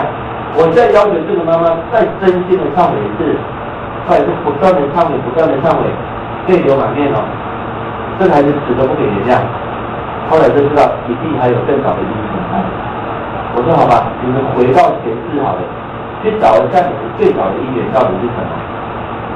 这个孩子还问我说：“老师，我可以回前世吗？”我说：“你们没有问题，你们没有任何障碍。我们请这个学员帮助你们，你们根据我的指令引导，你们一起回前世。”就一跳到了明朝那一世，我那个学员看到了，然后老师在明朝，他看到一家客栈，客栈有一个店小二，店小二就是今生的这个小男生，然后客栈有个客官来吃饭。然后吃完饭的时候呢，他带了一袋的金银珠宝。然后吃完饭之后呢，他就去洗手间。结果这个店小二来收拾桌子的时候，看到那袋金银珠宝，就当然偷走了。他偷走就偷嘛，赶快放在柜台里面，然后当做没事一样。这个客官上完洗手间回来要结账，才发现自己的那袋珠宝不见了。就找店小二来说：“你刚刚收拾桌子哈，有没有看到我带东西？很重要。”都没有，客官，你东西自己保管好，我负责保管你哦。这里客人那么多，我们怎么知道谁拿什么呢？他当然不承认。所以这客官不行，这个太重要了。我的东西，这样东西不敢讲金银珠宝，他问重要，你一定要帮我问一下，有没有其他的客人点到或看到的，你务必帮我问一下。就到柜台跟他讲，他说不行啊，客官你这么做，我怎么做生意啊？我怎么敢问人家？就在谈的时候呢，这个客官眼尖看到了，柜台底下有袋东西，那袋就是他的啦。就那袋，然后就店长说，客官，你凭什么说这台是你的？又没有写名字，你这样让我怎么做生意？不然如果你要证明是你的，来，不然你跟我到后面去，到后面的空地去，你怎么证明这台是你的？你这样让我不能做生意的。然后就到后面的空地去了。然后这个客官就说，你打开看看，我里面有什么什么什么很重要的。那这店家当然就恼羞成怒了，就装袋拿起来把他敲死，就活活的把那个客官敲死了，然后把这台金银珠宝占为己有。各位，当时的客官就是金生的妈妈，当时的店小二就是金生这个小男生，顾小一这个小男生。好了，他很清楚的，请问谁要给谁看的？你好吗？我就说，既然前世你也做了，金生妈妈也做了，你已经自己报还你报了啊，不如两个互相忏悔吧，两个都有做，而且已经你报还你报了。哇，我那个钱好可怜，都不干他的事，就不断的替他们忏悔，不断的忏悔文，然后泪流满面下。忏悔完之后，我就说你们两个人彼此可以宽恕了吗？当然了，都同意宽恕了，也看到因果关联了啊。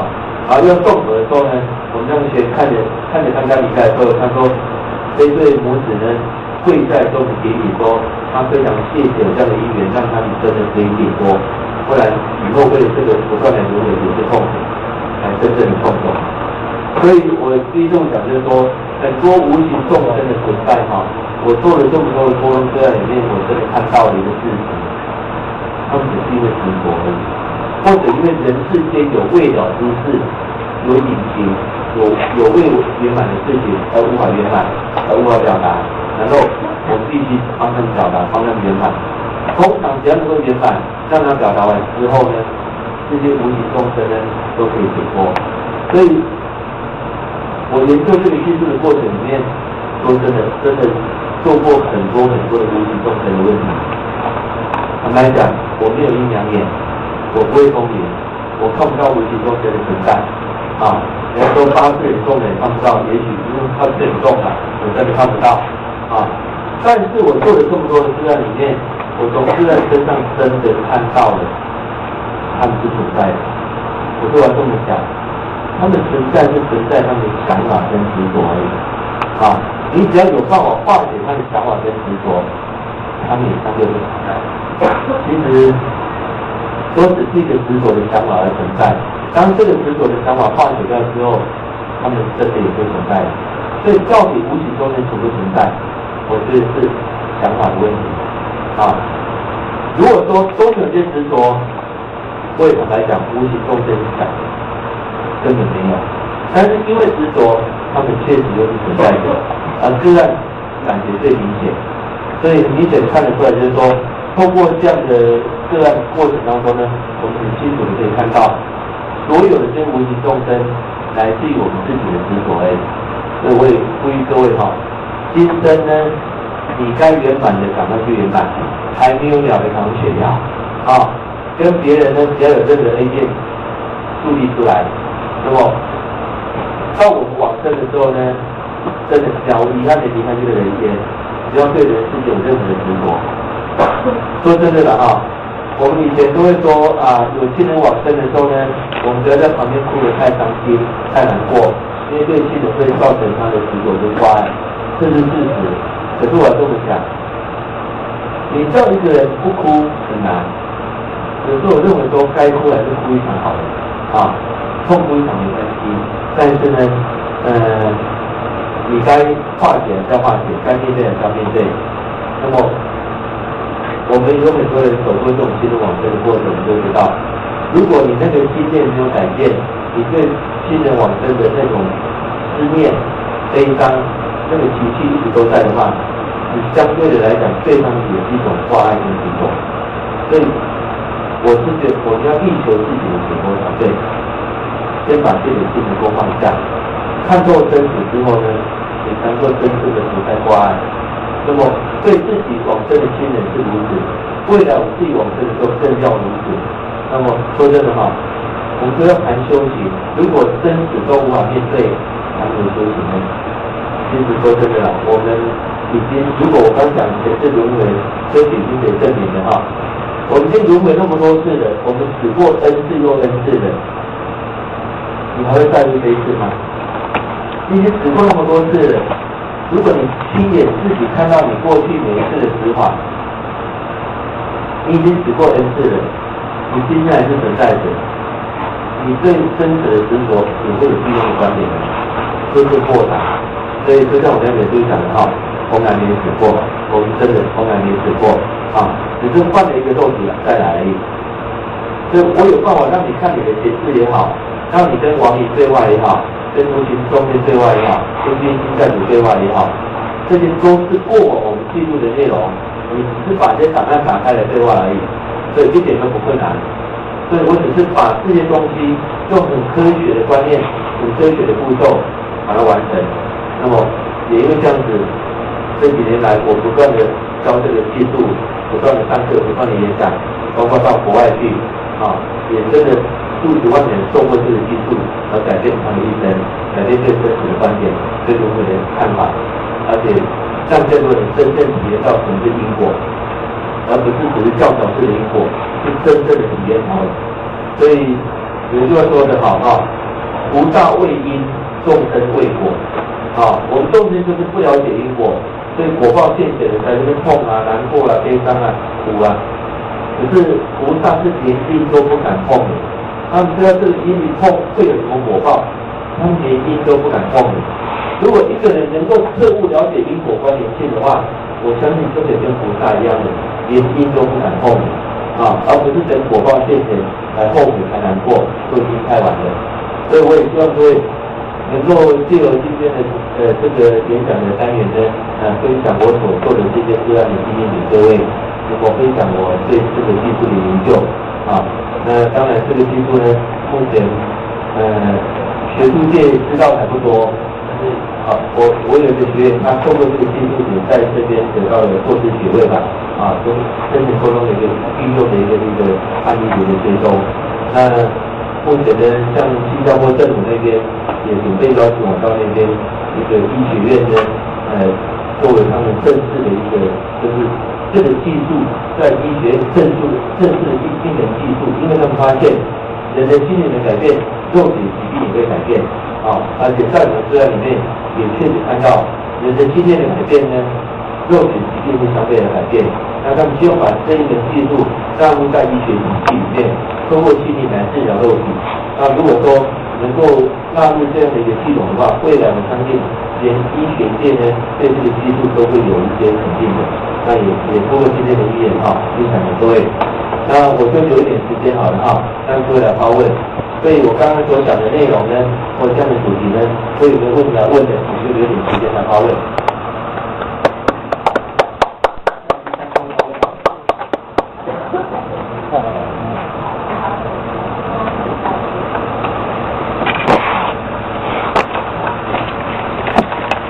就自由发问好了，好不好？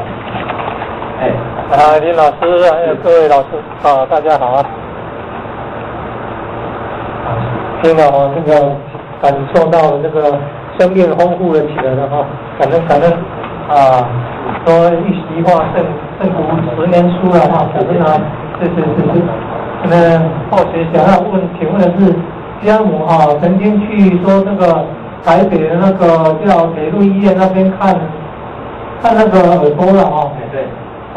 他之前都是那个学佛都有在帮那个妙莲老和尚往生以后，很用心的在助念说要念佛号功德回向。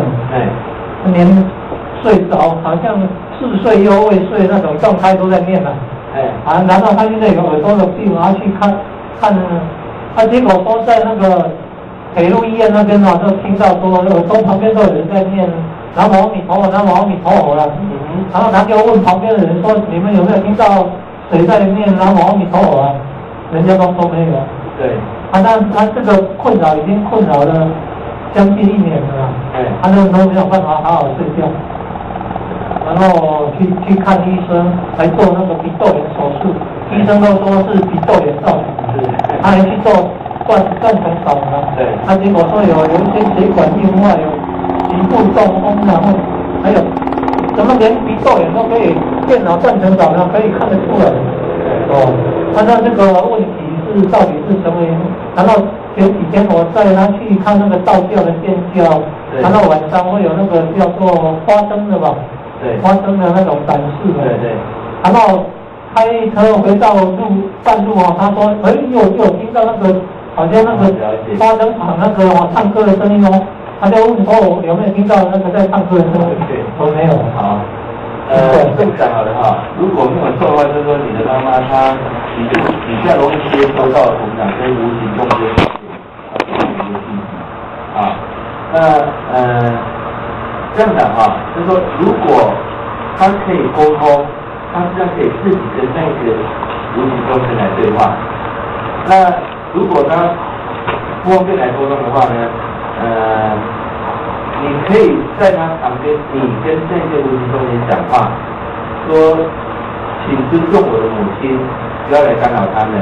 如果你跟他们没有姻缘，你这样的事件对你们没有帮助，请你们离开，尊重他啊。通常也会有点难干，就换你来跟他们对话就对了。如果当事人能够对话是最好啊，如果不能的话呢，你可以就对着他旁边讲话，你就当做对一个人讲话一样。请尊重我的母亲，不要干扰她，不要再传讯息给她了。通常会有这种现象，通常在他有收到这些无形众生的信息，很正常。那当然有人会迫害，了解哈。好，再多问题，谢谢。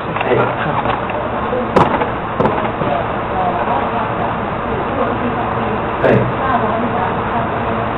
老师是在老师刚刚说你在维系途中，然后去处理老师在旁边的存在。那我们他觉得老师你在就是你的研究，就是你的这样子学习当中，你觉得到灵魂存在，然后去加以研究，然后以这种真诚沟通去跟灵魂透过推理做对话。那我很好奇，你是一刚开始是怎么样去？因为就是怎么样遇到线。OK。再来还有一个问题就是说像我就回想，那有时候我会想说，例如说，会想说，那听一些东西，那就回向给，假如说好有一个灾难，那这样子，这些头我们都不敢随便回向的吗？再还有第三个问题，我想问一下，就是说，假如说有一些天主教或者基督教，他们认为灵魂有时候上天堂，他们没有什么灵魂，那对于这些人的话，老师用什么样的方法来跟他做沟通？好，那就是这样，是吧？所以如果你这个在唯识学里面呢，其实各位如果研究过唯识就知道，它只是在剖析人的心理的结构心理的各种作用力，但是它并没有写到说可以把种子清除出来的一种观念。但是我发现是我在我有段时间对人的心理学也有做一些研究。那么我也到国外去有被人家做心理咨商过，我发现其实是可以做到的。那我刚开始其实我也是不断的试验，我一个一个慢慢的做。那我在沟通的时候，我引导他们进入心灵深处的时候，很多档案可以被打开来看。刚开始说真的，我第一个被我回溯到前世的个案呢，我也很怀疑不见，因为我本身是学建筑设计的。我很理性的一个人，我很怀疑说真的可以看到前世吗？可是那个朋友呢，我们认识的，他很肯定的，他回到前世的时候，他是回到菲律宾一个小岛，他在前世是一个菲律宾的一个小岛的土著，他把那个岛的所有的生活情形都讲得很仔细，他当时的身份，而且更不可思议的是，他用当地的语言、土著的语言讲出一连串的内容。可是我很确定，我这个朋友不曾去过菲律宾，更不会讲土著的话，更不了解那个小岛的内容，他却可以一五一十讲出来。在当时我真的有点怀疑说，会不会是他是在糊弄我的，或者骗我的？可是我后来在做的第二次，他回到法国那一次，他居然当地的语言是法文，他直接讲法文。可是我很清楚，他不曾去过法文，也不会讲法文的人，更不可能会讲这些内容的人。我就像1个、2个、3个、5个一直做了几天的之后，我才真的把这个记录公开了。因为我也很谨慎，我很怕说，如果是被人家说我是疯了或者怎么样，有这种可能那第二个问题是说，你说天主教或基督教，他们认不认同这个观念？确实，我的学员里面有很多是不只是佛教徒、天主教的、道教的、一贯道的、天地教的、回教徒的、伊斯兰教的都有。很多宗教确实不承认轮回，可是很有意思。当他们自己看到的时候呢，他不得不要承认，但他们的宗教还是不承认轮回。他所信仰的宗教不承认轮回，但他自己看到的时候呢，他很清楚明白。所以不会因为他宗教的信仰就看不到这点显示，不会的。好的，而且我说过，我鼓励他们去求证，就回到那个真正去求证，或者那个去找当时的历史资料。我们有很多天主教、基督教来上这个课的人，他们很清楚的知道说，他看到是真实的，所以不会因为宗教的分别而导致他们往前做，没有影响，因为人的心理的结构是只有两样的，西方人、东方人没有差别。那你现在我跟你说，西方人他们的观点里面有对往生的观点，对我们东方人观点是不一样的。我这么讲好了，我们东方人只知道要烧冥纸、烧金纸，但西方人没有这种观念，那意味着说西方的王爷就比较穷喽，因为他们都收不到钱啊，你懂吗？没有这个道理其实都是人类的分别而已，人类对自己宗教的执着的分别。我这么讲好了往生，很多人会说看到光，其实我这么讲，光就是光没有什么耶稣基督的光、圣母玛利亚的光或欧基罗的光，不是的，光就是光，是人类宗教的分别而定义那个光是佛陀的光，是耶稣基督的光，是这样的定义而已。所以我这样能够回答你。好。你好，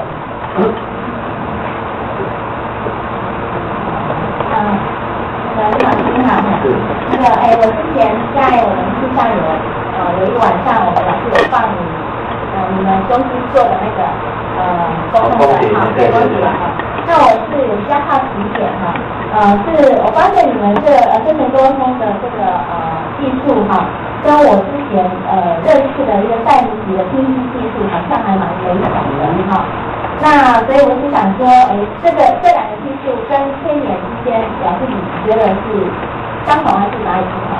这是第一个那第二个呢，就是说，你说透过这个技术，它是属于在意识层面的，那你在意识层面的话，就是在做的过程当中，因为我们只要在意识里的大脑就可以思考，就可以动。那你们现在是不是也可以自己去做判断，他要不要回答你，或者是说他自己去解释他看到的那个现象？那这样子你们如何客观的去认知说那个就是他的解释？然后对不起，还有一些对，那再来就是我不晓得老师你自己有被沟通几次，然后你自己看到你自己的显示，是不是也可以做关联？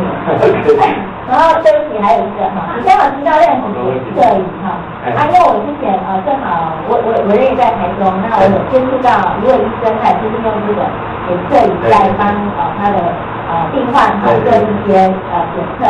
那但是我发现你摄影好像虽然是蛮神奇的就像你刚刚讲的，可以去检测做那个卡音可以校正时长，就是你可以按一个题目就知道说你这个学术发生什么事对，没错。可是我发现这样子的摄影你不能在短时间内重复问同样问题第二次，因为它就失真。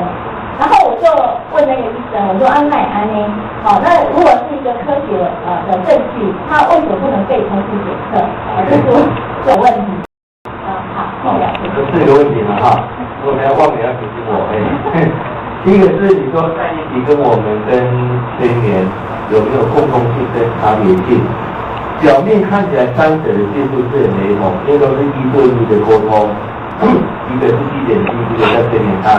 表面看起来确实很相似那么代理体的部分跟我们有一个部分是很类似没有错，可是代理体并没有跟王爷对话这个步骤，没有，他们是可以回溯过往，这个是肯定的。那么催眠也可以回溯过往，我们刚讲过，催眠可以回前世，不用怀疑，代理体也可以，我们也可以，这是共通的，这我们都同意。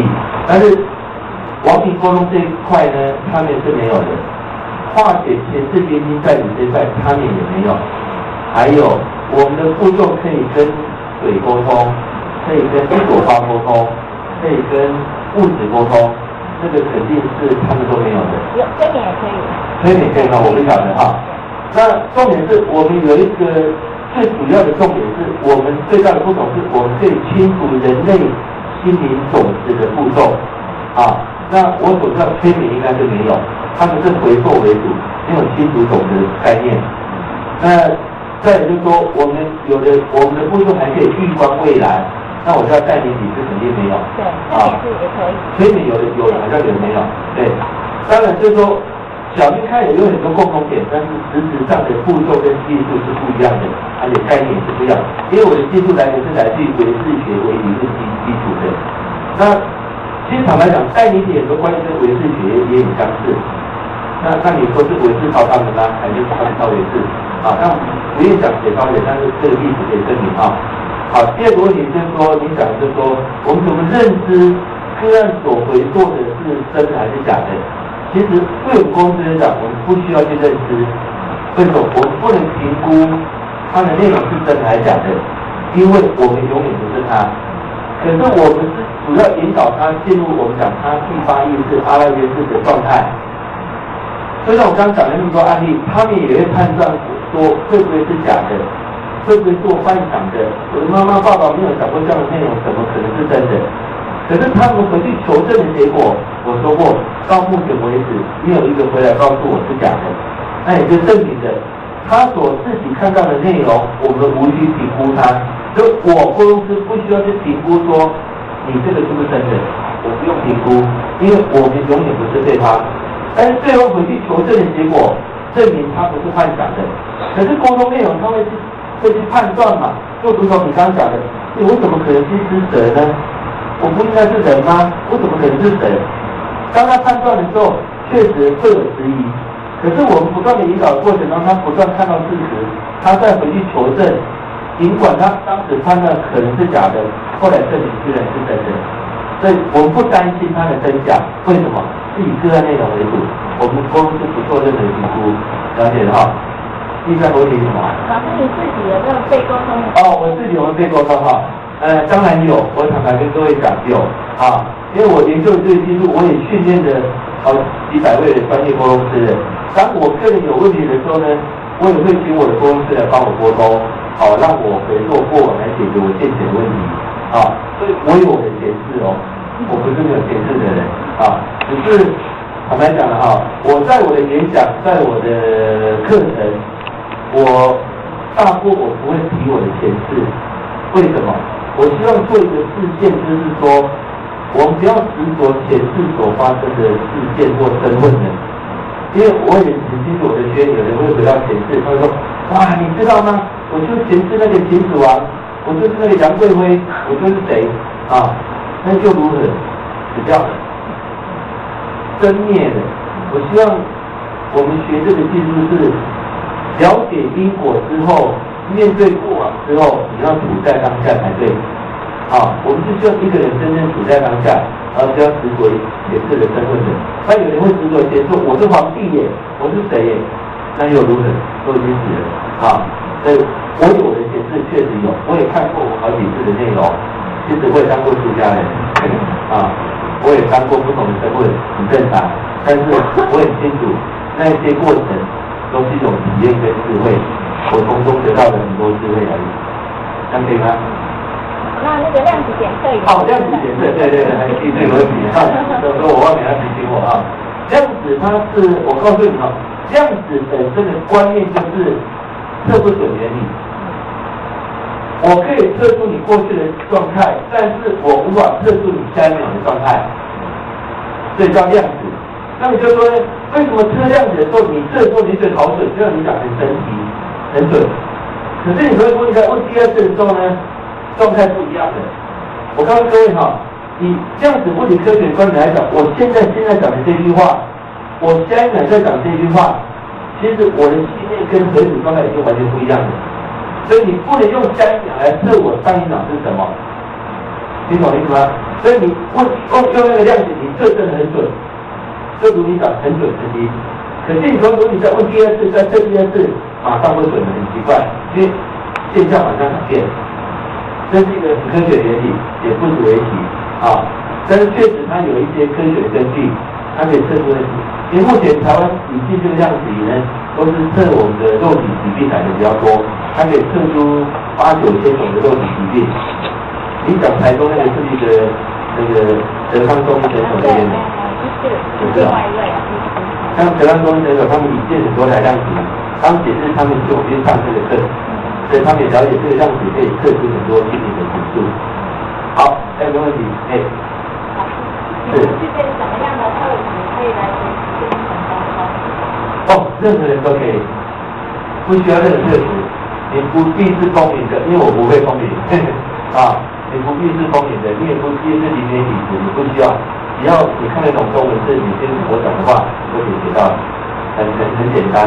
我只是把一些唯识学的理论呢加在课程里面，因为你一定要对唯识学有点基本的概念啊，有今年的种子是什么？那莫纳斯是什么？阿赖耶识是什么？它的功用是什么？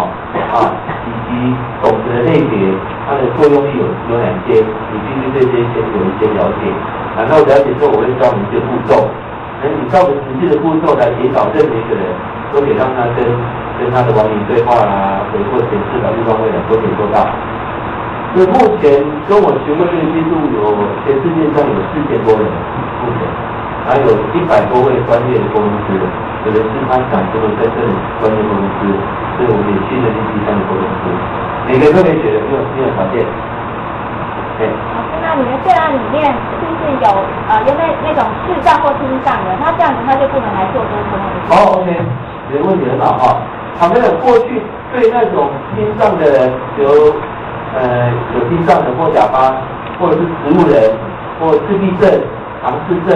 老人痴呆症属于这种各样没办法表达的，我们过往的技术确实一点办法都没有。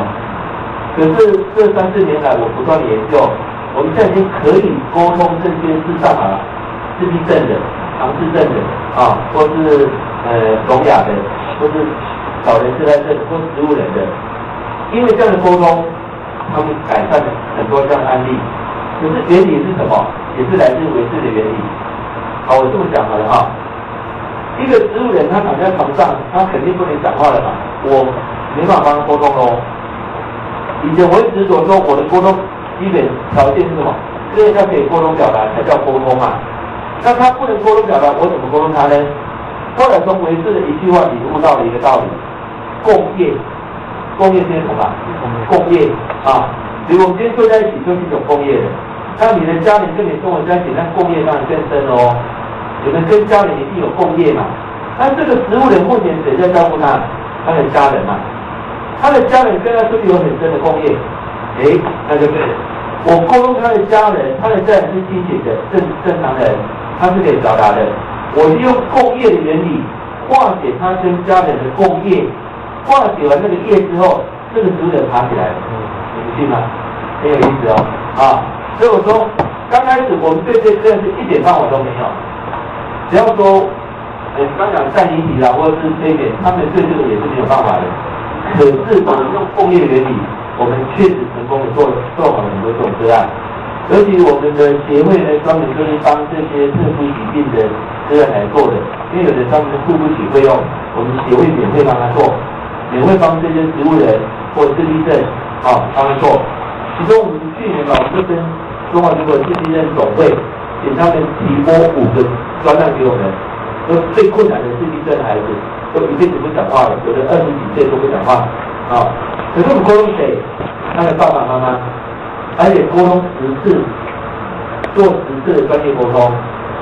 后来沟通完之后，我们就做一个讨论会，有一个爸爸他泪流满面的告诉我们，然后他的孩子29岁了都不讲话，因为自闭症嘛，一辈子不讲话。而且也无法自理自己的生活。这个爸爸沟通完10次之后呢，然后他有一次要叫开到南部去，在房间整理行李的时候呢，他的儿子居然走到房间来跟爸爸讲说：“爸爸，听说你明天要到南部去了，如果我想念你，我能不能打到你的办公室电话给你？”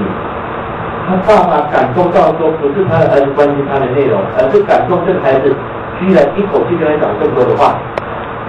这个他20、30年来根本没有听过他还讲过的话，居然在这一次全部讲出来。还有一个妈妈也78岁了吧，她走到我们协会来说：“你们这里听说有多龙自闭症的孩子，我们说我们是收容，不是你有说你自闭症吗？这个妈妈因为她78岁，年纪很大了，她的儿子30几岁是自闭症，无法自己生活，所以我上小便要妈妈帮他用，连开门都要妈妈替他开门，外面下雨的气也不会生长，要妈妈替他生长，另外要帮他喂。这个妈妈担心的是什么？如果他死了，因为他78岁了嘛，不久离开人间了，如果他死了，他的孩子怎么办？怎么活得下去？他想找一个单位能够收容他的孩子。然后现在我们协会有处理这样的案例，他以为我们是收容的，我说不对，我说我是沟通你。我78岁可以沟通吗？我说对，就是沟通你。后来这个妈妈被我们做了20次的交流沟通，免费的，因为不收钱，我们协会对这种个案是不收钱的。后来做了20次之后，这个妈妈泪流满面的告诉我们说：“天哪！她那天要出门的时候才发现，她的儿子会主动帮她开门，天气下雨了，儿子主动帮她撑伞，而且大小便的地来了，可以进吃饭的，会跟她简单的对话了。他说当时他不晓得鼻水还是泪水，他很感动说这个孩子有望的，他可以安心的离开人间的，只因为他来对我们做了20次的沟通，而他的儿子来看。可是很抱歉哦，这个干遗体跟催眠是做不到的，保证做不到的。那再请教一下，如果是那种先天性疾病，比如说他出生就是基因缺陷，然后比如说心脏或者是软骨症啊，或者是那种。当然我们是讲有的是先天的疾病代表什么？过去的因果，有前世带来的问题。那这种沟通通常也可以找到这种因，那当然就要看个案能不能面对。我们光碟里面有一个是那个脑性麻痹的，我不晓得你们有没有看到那一片？那个脑性麻痹，他当时来沟通是这样子的，这只手不能动的，而且不说要给你上沟通的。37年来，这只手都是不能动的。可是你相信吗？沟通完了一次之后呢，因为他是一个作曲家，他沟通完之后，他双手变弹琴的，他改变。你说能不能改变？但他也是回到前世，看到他前世有一个事件，化解那个事件之后呢，他这只手可以动的，而且他本来是不能够自己上下轮椅的，因为他是脑性麻痹嘛，说人家抱着他上轮椅，抱着他下轮椅。所以说沟通2次之后，他自己可以上下轮椅的。他现在好像说在台南夜市弹琴自己办生活会了，本来是不可能的。所以我觉得很神奇的是什么听起来我的个案都很神奇，其实在我看一点都不神奇。为什么？你的心灵有办法创造疾病给你看，他就有本事治愈你的病，是你的心智所创而已。所以如唯识学所讲的万法唯识，一切由心造，没有错。你的病是你心创造的，那么你的心也可以创造你的病好，就这么简单。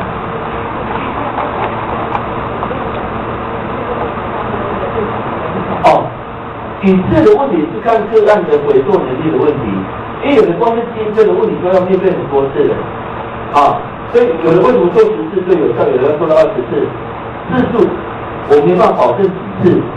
重点是你要找到最初因，我这么讲好了比如他的最初因是在唐朝，可是我光今生就做了5、6次的沟通的，今生都无法穿越过，今生的事件伤害都要面对面对我先回到清朝还有很多事要去面对，还要回到明朝，再去面对，再回到宋朝、唐朝，不断回做回去的。还是有点困难。因为假设说都是唯识显现的话，我们回到那个最初点、源头点，应该就是可以的。对。而且还有一个问题，假设是源头点的话，为什么是清朝、唐朝？是不是比那什么还要更早？还有更早的，没有错。我这么讲，到底那个最初点在哪个时空点，我们不会知道的，个案也不会知道的。可是你总有个线索，让他追寻那个线索。而这个线索拉出来，得拉出在唐朝的事情、宋朝的事情，那么再往前拉还会有。但是说有时候我们会发现它的时间点可能很近代，可能很远，没有绝对的。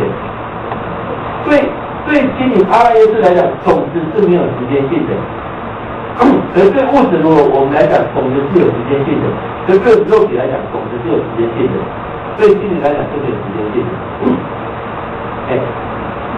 老师，不好意思，再请问一下哈，就是我前一阵子看了一些赛斯的资料，对，赛斯的资料里面，他有一本书也叫《灵魂永生》，对，也是提到灵魂不灭，就是会一直在延续这样子，对。那不过有一个观点，它好像跟我们跟很多都比较不一样，就是关于轮回跟因果。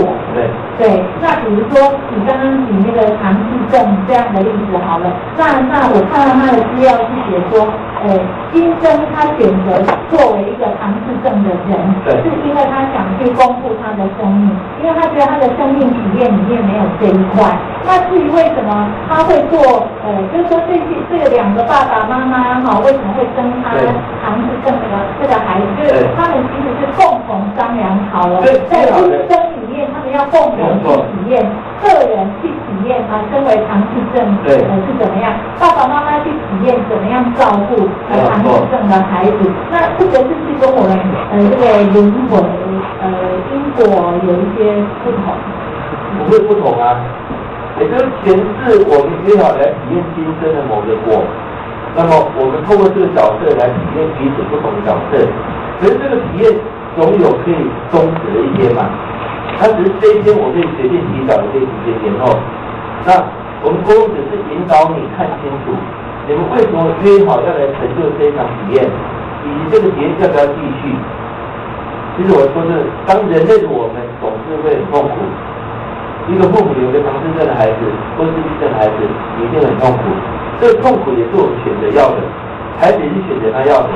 可是这个痛苦已经体验够了，我们是可以终结的，而我们只是提供你选项，你要不要终结而已。所以我们不会决定你要不要终结，是个案自己决定的。我们公司绝对不做建议或评估的，是由个案自己来决定，明白了吗？就给他问了，他没问过。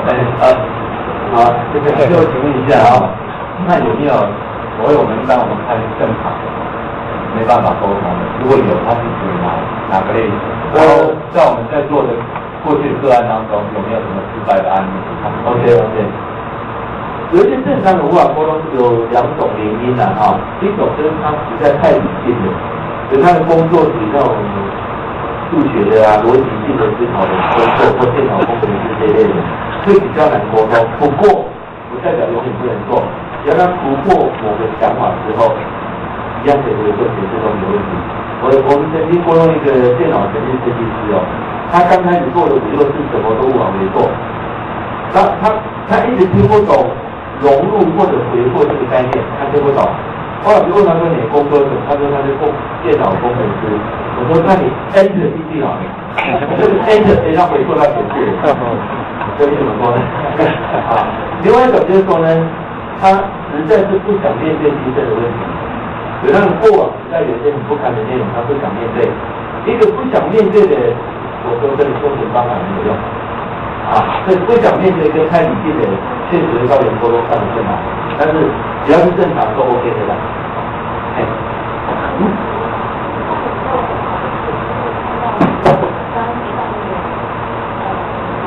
去哪里的？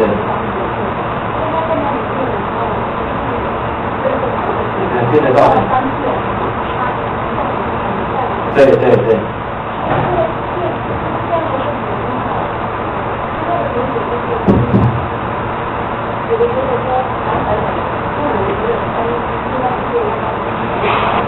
有哪些的大场接大场？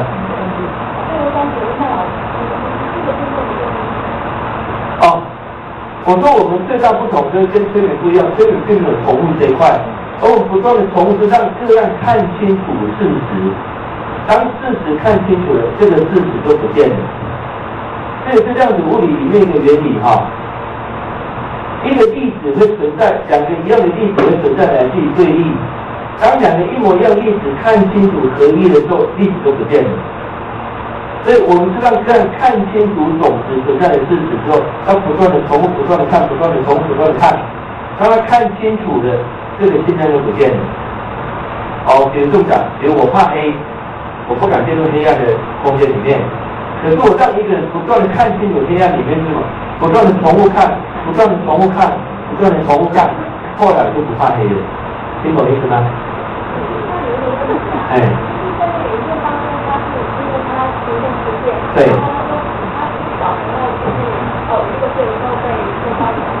对。对。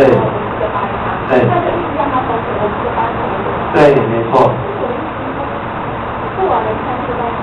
没错啊。可是他能够面对的，这个自己对他不起作用的，不再挂碍的。可是会，他投的时候是不会哭，因为当时他在意的。我们只要不断的重复那个事实，当他不再在意的时候呢，这个作用力对总体来讲，这个作用力就消失了。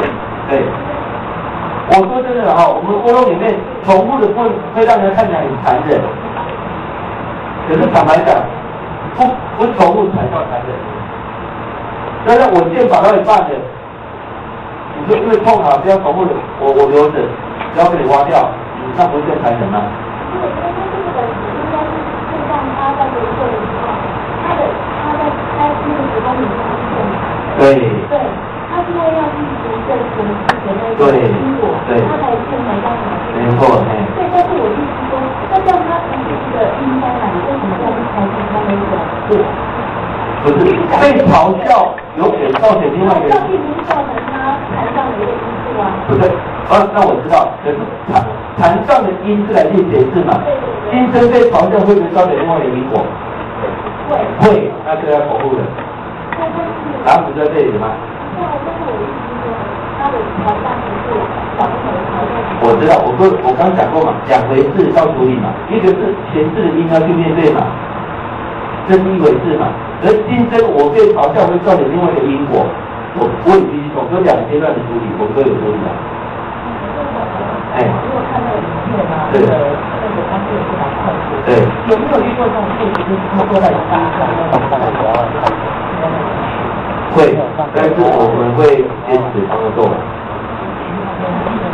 有一个甚至做到晕倒那样，我们再叫起来再做，就遇到那个又晕倒，再坐起来再做，又晕倒，再重复又晕倒，又一直晕倒。可是我告诉各位，当我们重复那几十遍之后呢？这个太太想到他儿子往生的事情不在于他，这不是成功的。当然了，我要这么讲哦，我没办法在演讲里面讲解整个的理论的原理啊。那我们的课程有很基础让你了解为什么需要重复种子的理性是什么，什么种子会造成这种现象，有很明确的那个教材。所以说呢，如果有机会来学呢，因为那个课程必须3天以上的哈，就了解说为什么是需要这样的过程的，是吧？好，最后一个好的哈，好。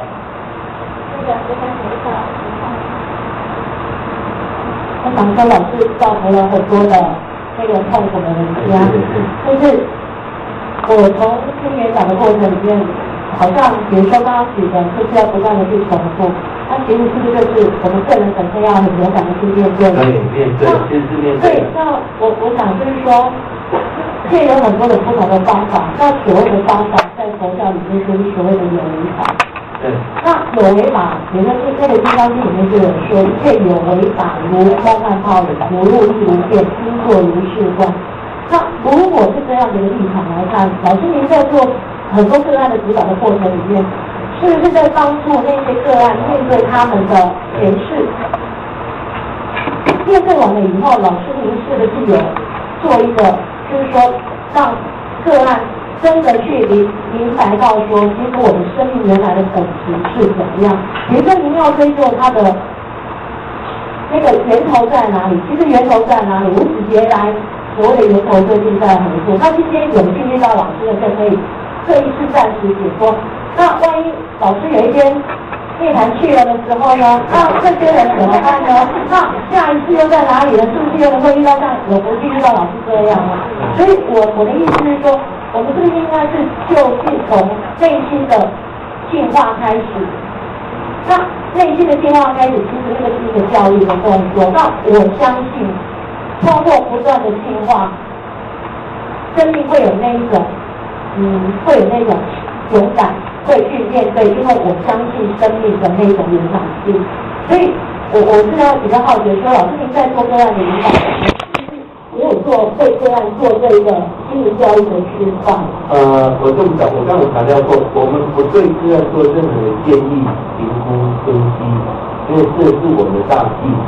我们只是引导你内观自己的问题，我不做任何的介入。我的意思不是说介入他人，而是借由这样的机会，因为老师您所说您是从佛法为师出发的，那您是不是可以趁这个机会把佛法的那种比较奥妙的那种不可思议的内容，借由这个机会顺便传播给这样子。我了解你的意思哈，我这么讲好了哈。当一个人可以看到他前世因果的循环的过程当中，你不必教化了，他比谁都明白了。他可以内观到自己的问题，肯面对穿越的，你也不必教他的，他已经很勇敢的。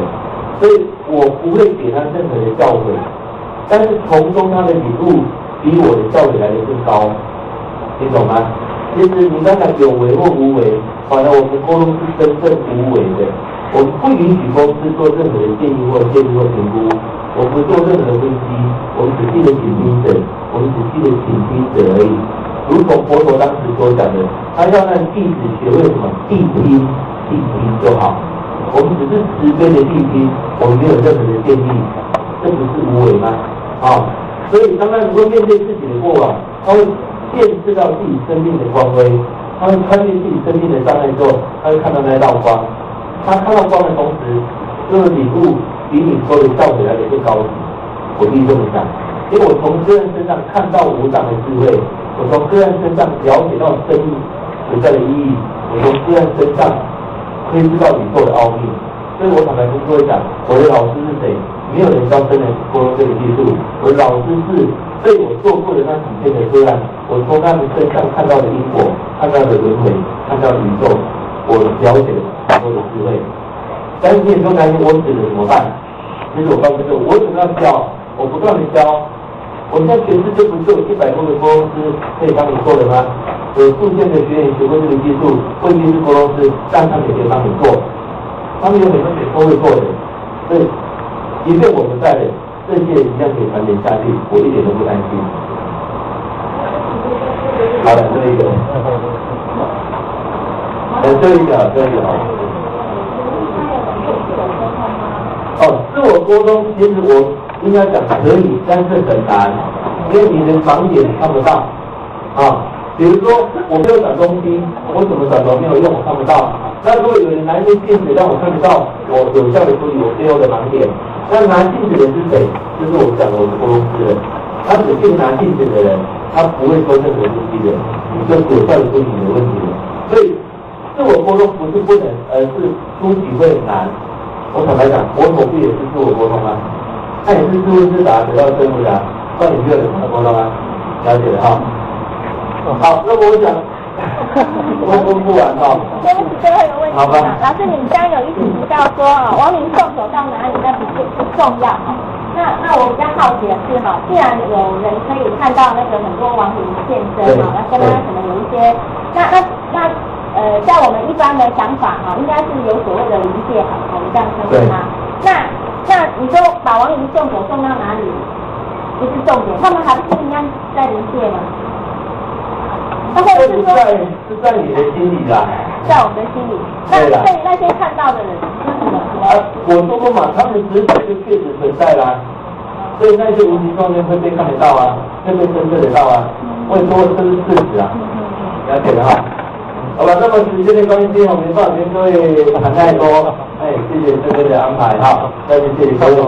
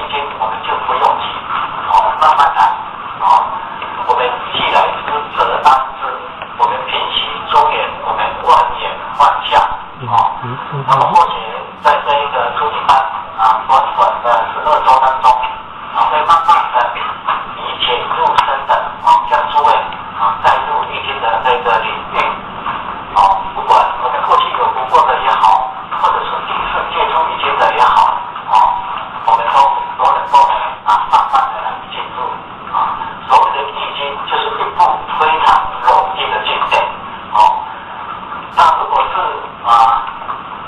不好读的话，那就叫做难经，对不对？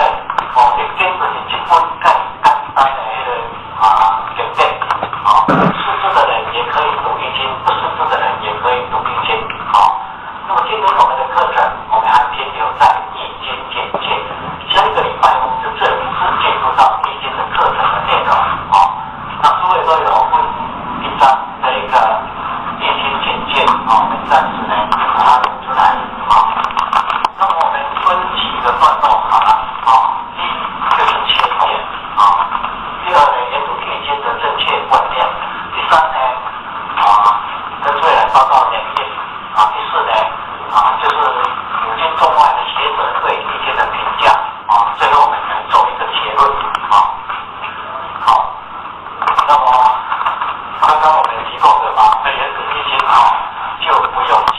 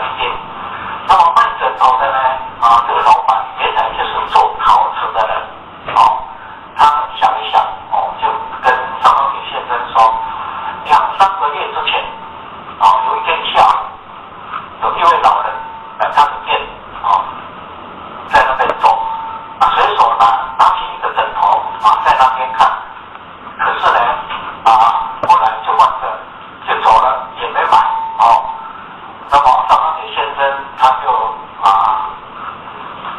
感觉到这一张纸条一定就是那个老人换进去的，那么这个卖枕头的老板呢，就对张钢铁先生说，那个老人的家里住在哪里？我知道，我带你去，于是他们两人匆匆的就赶到老人的家里。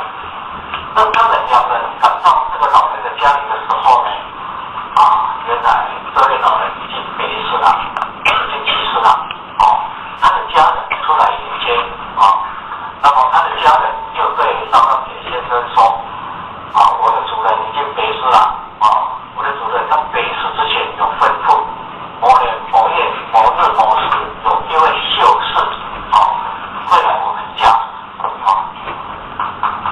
秀士。那么张钢铁先生呢，他是读书人嘛，文质彬彬，气质又非常的好，这个家人一看就知道，他的主人所说的秀士，就是眼前这一位张钢铁先生，那么他的家人呢，就对张钢铁先生说，我的主人已经病逝了，我的主人在病逝之前呢有吩咐，那么某年某月某日某时，就是今天，就是现在，有一位秀士会来我们家，要向他拿一本书呢，给这位秀士。那么这个家人就交给张钢铁先生一本书。那么张钢铁先生接过那本书之后呢，一看，周易，那么何谓周易呢？就是我们今天所要读的这一本易经，简称之为周易。那么《三字经》里面有提到周公太武占三易，曰连山，曰归场，曰乾坤。那么《三字经》应该大家都生疏了，它里面呢就提起有周公太武将三易，或连山或归总或乾坤，乾坤易就是九易。所以我们现在坊间大家所读的《易经》经称之为周易。那么我们知道中国儒家有四书跟五经，四书就是《大学》《中庸》《论语》跟《孟子》，五经就是《易经》《书经》《诗经》《礼记》跟《春秋》。那么我们吴仁远、吴先生就写在这里。四书五经就是儒家的这一个经典。我们如果要了解中华文化，务必要读这9本书嘛。那么这9本书当中的这个《大学》跟《中庸》，这2本非常非常的重要。这2本书就是这9本书当中的一个开端。那么宋朝时代的这个朱熹，他有引用了他的老师陈颐跟陈浩，在《大学》跟《中庸》这2本书有写了这个藏记信。藏记信。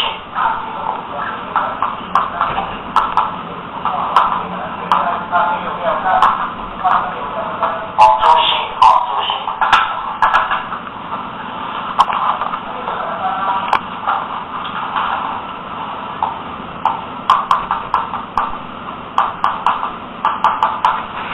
宋朝时代的朱熹，他有引用了他的老师陈颐跟陈浩，在《大学》《中庸》有写了这个藏记信。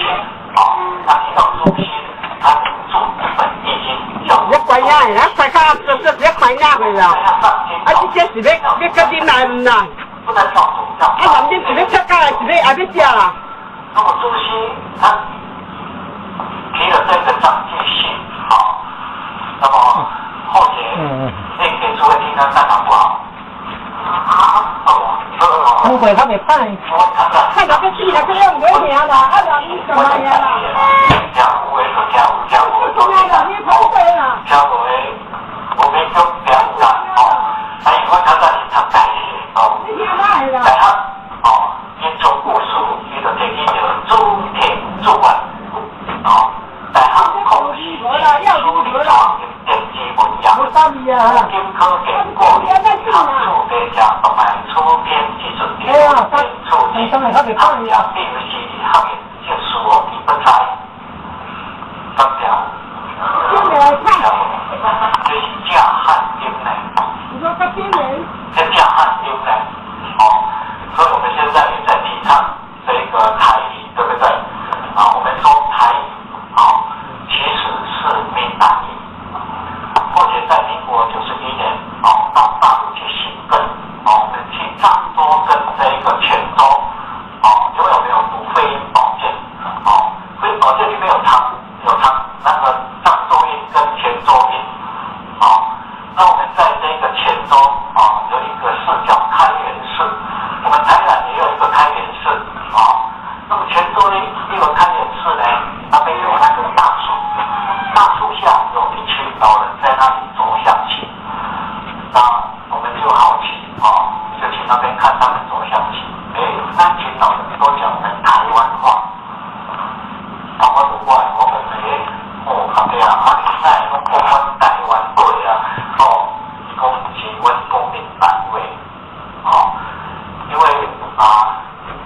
我们这个来到这个地方说台湾话嘛，哦，其实从这个福建那边，我们知道泉州跟漳州，哦，漳州音跟泉州音有一点点不一样，那么福州更不一样，哦，那么会保健里面就是有两种，一个泉州音，一个漳州音，哦，这都是叫汉音，哦，来中庸吧，中庸我是说他这个好吧，他要好，哦，来搞大头啊，他要好，来搞大头啊，哦，中庸，哦，主田主啊，不偏即为中，不偏即为用，用者天下之正道，用者天下之正理，出天乃空文团修行法，诸书众之就以参也，无名之无书，依修名主，其书四言一理，用实的万书法，凡有合为一理，服自这里有合关系，即可以动无病，机密无用，该信行也，先通者，完成了定的，即众心用之，又不能尽加密。听无哦，马来大话对无？听无马来大。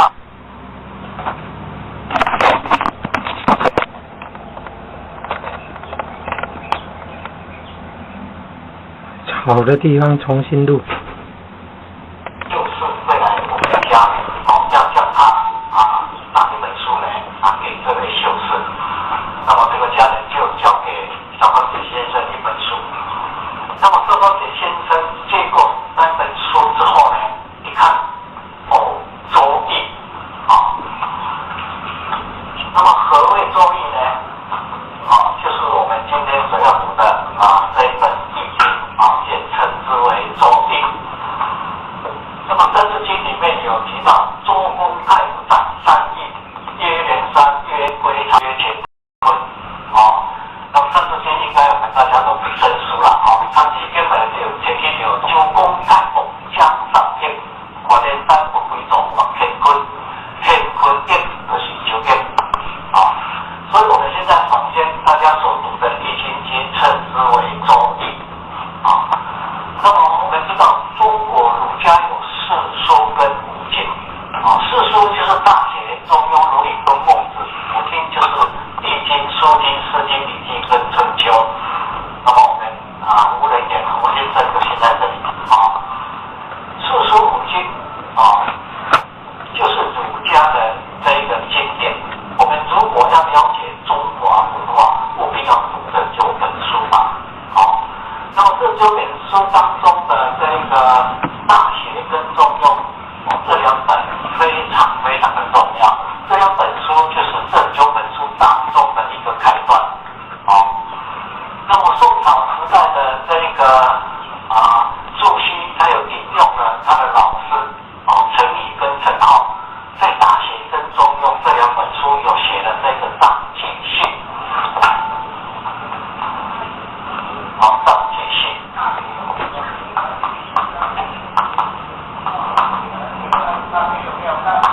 主席，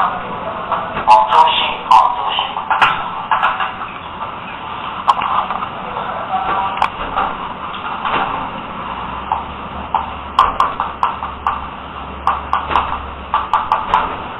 宋传时代的朱熹，还有引用了他的老师陈启跟陈浩在大学中庸有写了这个长进信他提到朱熹，他有著一本易经，叫做《周易本义》。那么古代要上京考试，一定要读那一本书，不能要读，要倒背如流那么朱熹他提了这个长进信那么后学念给诸位听看看好不好？我常常读书，我是读大业，我用大业啦。听有的就听有，听无的无紧啦。听无的无勉强，听有啦。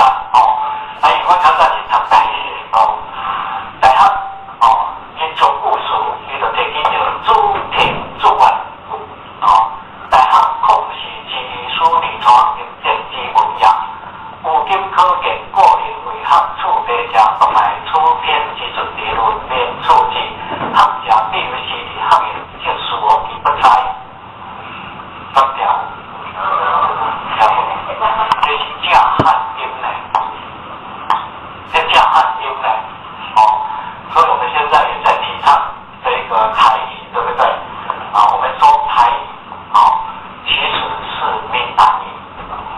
或者在民国91年到大陆去寻根我们去漳州跟这个泉州因为我们有读非音保健非音保健里面有那个漳州音跟泉州音那我们在这个泉州有一个寺叫开元寺，我们台南也有一个开元寺那么泉州一个开元寺呢，那边有那个大树下有一群老人在那里做象棋，那我们就好奇就去那边看他们做象棋。那群老人都讲我们台湾话，我就过来我问靠边那是讲我们台湾话伊讲是阮公民单位因为我们这个来到这个地方说台湾话其实从这个福建那边，我们知道泉州跟漳州漳州音跟泉州音有一点点不一样，那么福州更不一样那么会保健里面就是有两种音，一个泉州音，一个漳州音这都是正汉音大学中庸嘛，中庸我是说读一个好嘛读了好爱搞大头读了好爱搞大头中庸主题主案，不偏即为中，不应即为用，用者天下之正德，用者天下之正理，此天乃空本传修行法，诸书共其六于差也，无日之无书，依修练主，其书四年之理，中实为万书法，凡有学为之理，弘治之理用学，观之正推动无病，其理无共改心学也，先通者，完成这个之内，即众心用其度不能尽加力。听无马来谈话对不？听无马来谈。廖老师教易经班初级班在新营王公庙同济宫南边大红里活动中心在1楼。中华民国101年2月27号礼拜一开始，都是礼拜一晚上8点到10点。177U492000小老鼠yahoo.com.tw 联络一下，欢迎智慧交流。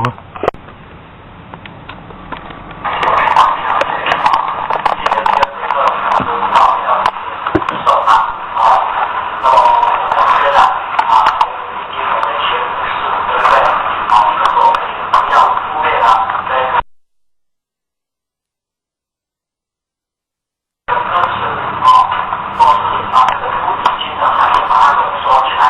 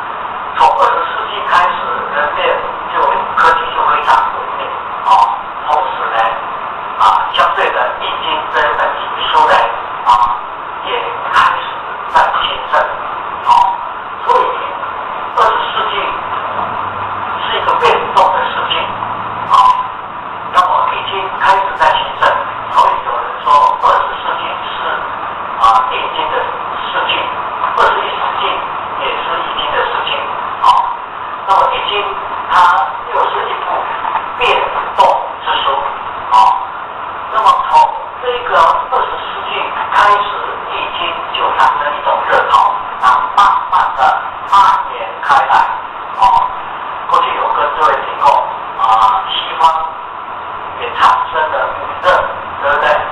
一就是中文热，2就是数学热，3就是中国功夫热，4就是针灸热，5就是易经热，所以过去西方就产生的热，那其中易经就是其中之一，那么我们这个易经文化的推展，也是由一个点而慢慢向外去发展，过去或许也是在我们屏东，屏东当然我们从潮州开始，我们潮州社区所举办的社区文化活动，那么我们社区的文化活动当然有静态的，也有动态的，我们易经班就是一种静态的，我们从潮州开始，然后一直延伸到屏东市，延伸到高雄，再延伸到台南。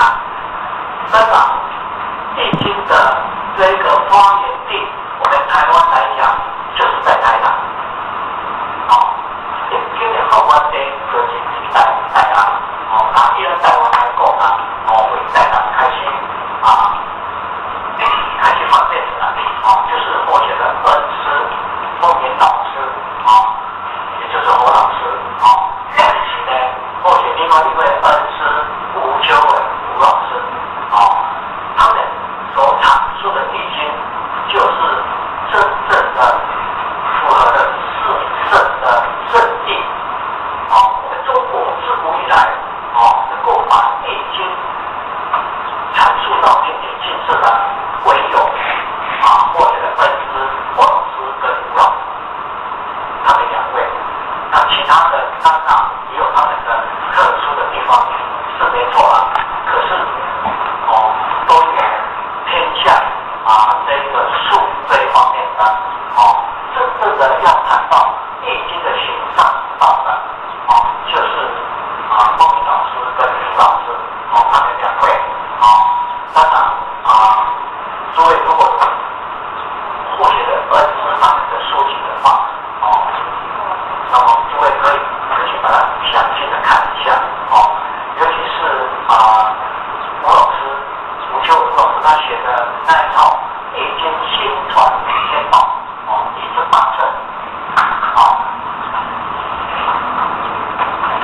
易经新传天宝，有批字八成，第一本比较薄一点，第2本到第8本都这么厚，里面把易经的宣传，什么叫做宣传？就是世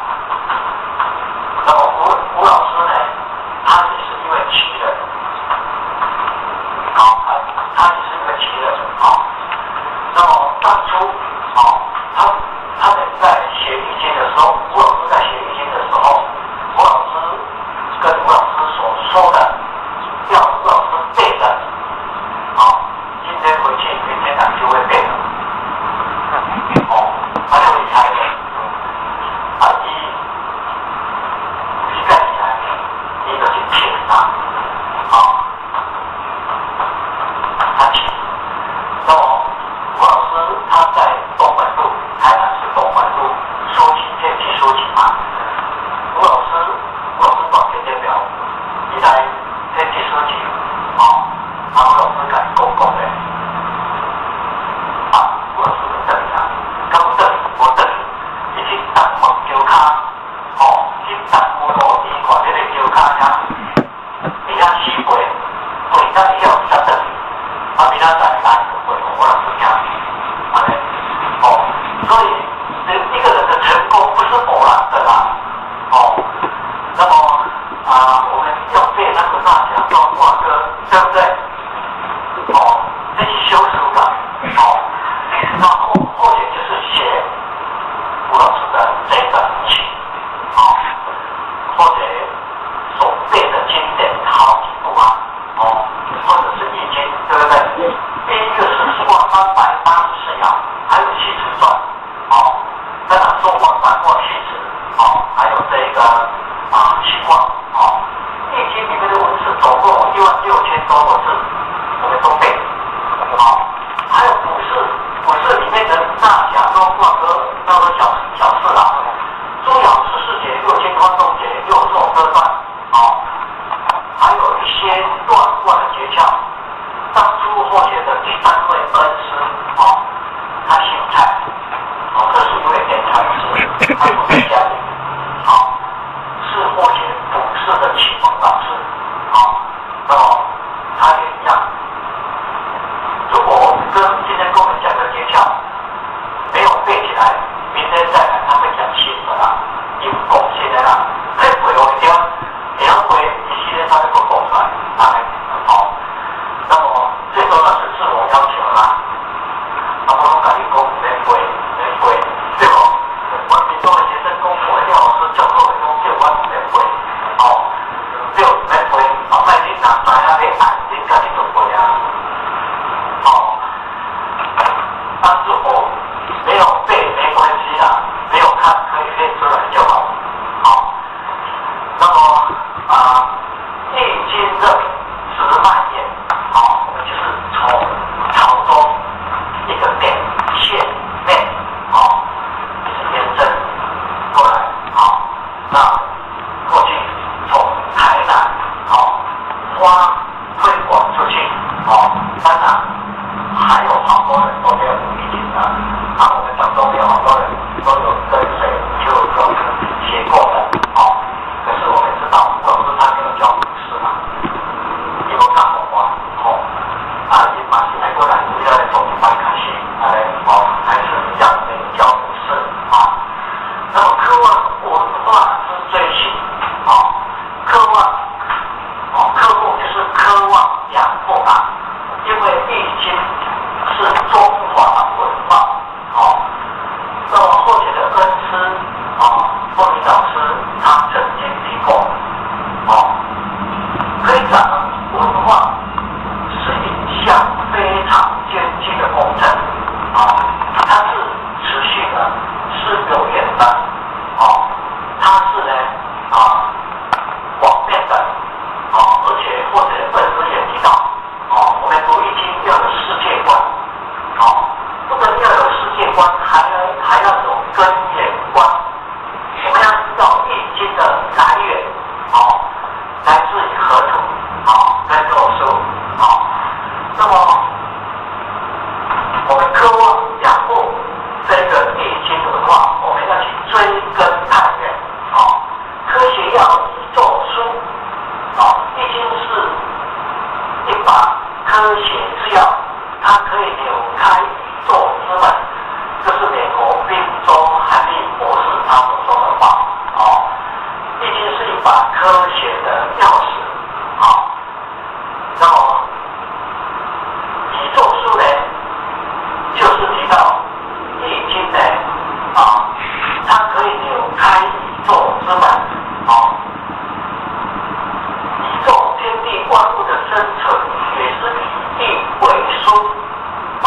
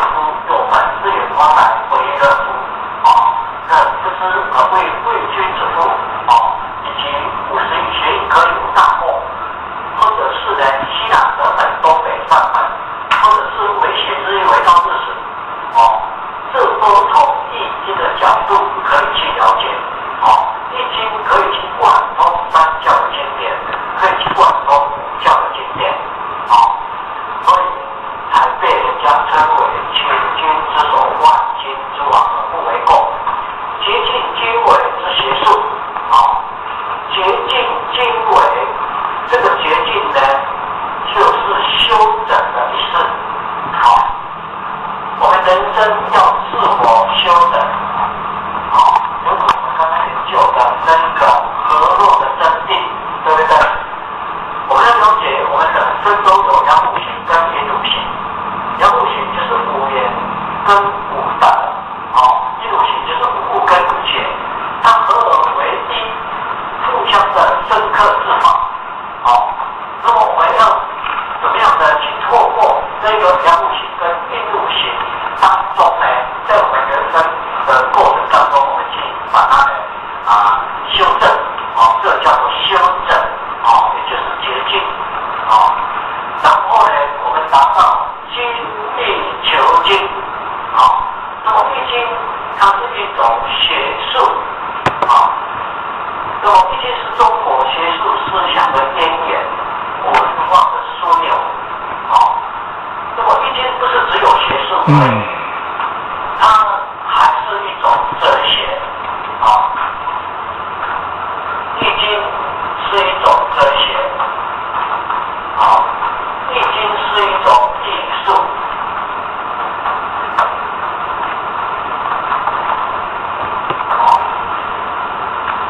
比如说易经的形上之道就属于哲学部分，易经的卜筮就是一种艺术，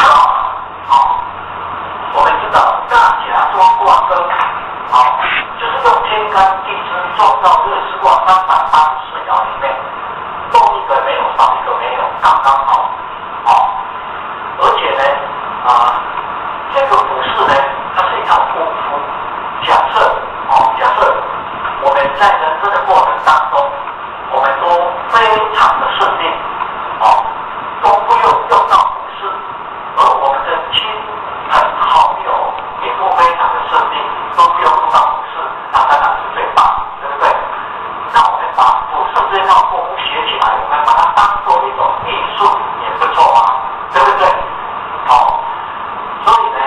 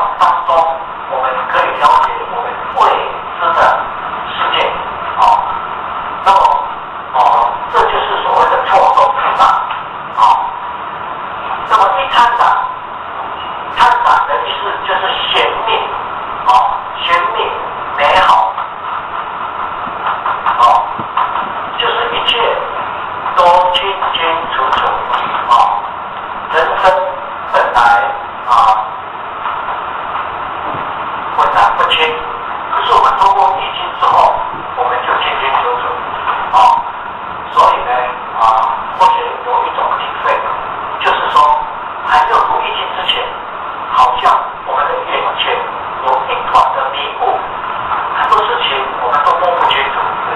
那么读过易经之后，透过易经的形象之道，甚至于呢，透过形象之气，好像我们眼前的荧幕呢，慢慢的拨开，很自然的，不刻意的，那不妨诸位把它体会看看，有日新六新，不心定。这个日新六新就是日新、日新、又日新，这就是当初汤王，他在他的系列本上面就写了这几个字，汤王，我们在那个大学那本书里面有读到嘛，汤不汤命曰我日新，日新又日新，汤之汤命曰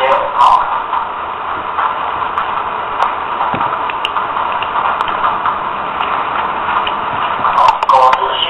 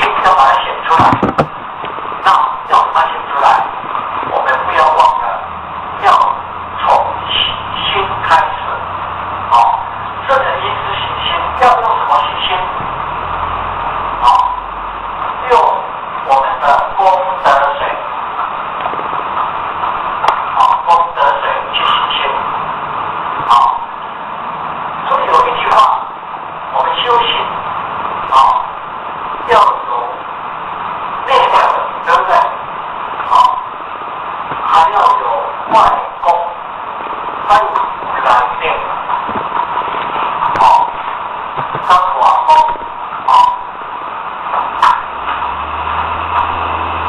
内德跟外公，内德当然就是指我们人的性德，这是一个最基本的一个条件，然后还有行外公，行外公就是去普及天下，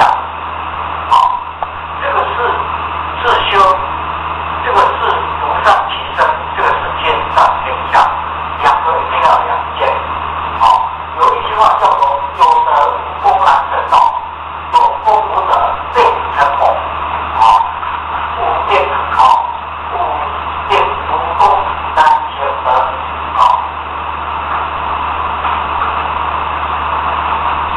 有德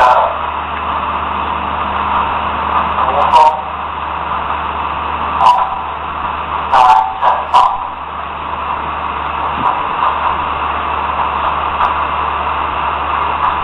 有功的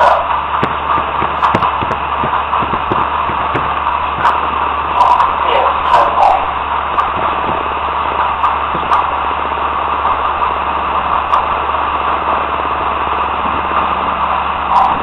有德无功，就是功无难变，这是种经本嘛。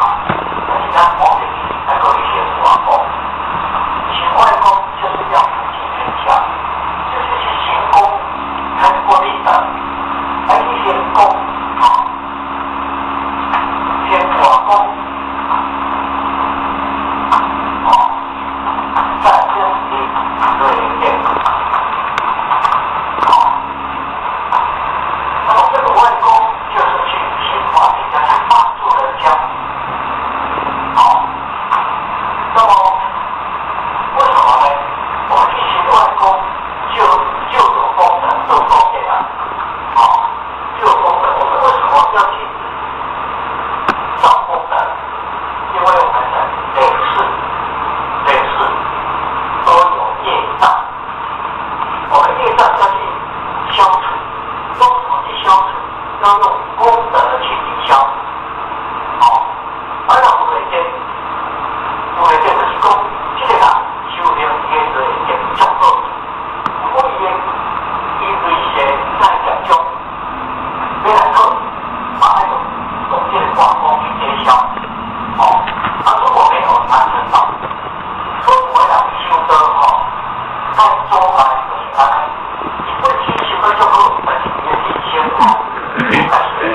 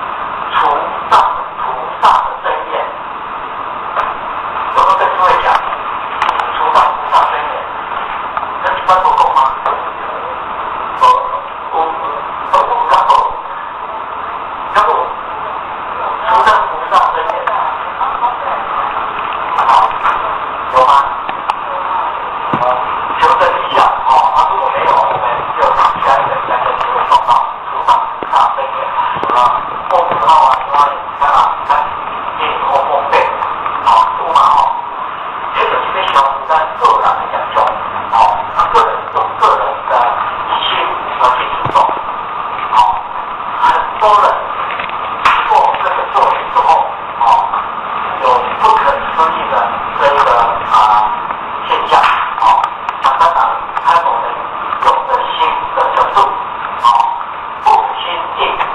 第三首呢，灵意因价一行，好所穷经之言性。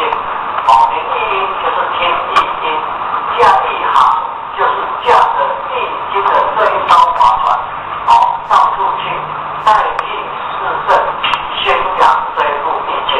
好所穷经就是到老了还在读易经。我们讲过的读易经就是生生世世都要读易经。我们要活到老学到老。这个愿境就是出众。读易经的人以后我们都会很出众的量一真五行正，量就是阴阳，五行就是金木水火土。活泼美妙之生经，活泼美妙，我们读易经不要执着，尤其是我们学武士，对不对？不要执着，我们要活泼灵活去运用，我们要活泼灵活去转化，这样的话我们才会有生机。效法自然知天运，效法自然，那就是《道德经》里面老子所说的道法自然，得法自然。这个事情都是编的记载我就25章，道法自然。我中各色分先中，这部分先天地先，这个了的总是不改，修行不改，可以天下本。我不是批评你去完德，就批评完呆，呆完写写完完，多呆天呆地呆风景呆，中又数呆，这个我跟各位讲过了嘛。多呆天呆地呆风景呆，中又数呆，你保护别人，你发天地发天，天发德，德发主人，人化地，地化天，你发地，地发天，天发德，德发主人，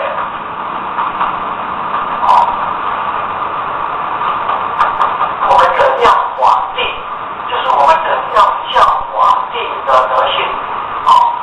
那么地，易经的话来讲就是坤卦嘛，对不对？坤卦的上下五有提到，地是坤，君子以后的载物。坤卦它的大小是地是坤，君子以后的载物。君子就是我们每一位读易经的人，我们要培养我们的德性，像地这么厚，因为坤6段嘛，对不对？那2个地就变12段，那么地就是这么厚，它才可以载地万物，可以生化万物嘛。那么地跟我们最亲近，我们去效法地的德性，尤其是因为领导的人，宗教里面的领导的人一定要有德性，这个载物叫做载重，一定要有德性，才能够载众生，才能够带众生，那么带众生是带性，带性，不是带人，那德性带众生，它的要法里面有提到，卦象莫大无天地，其实的第2章第3节有没有？卦象莫大无天地，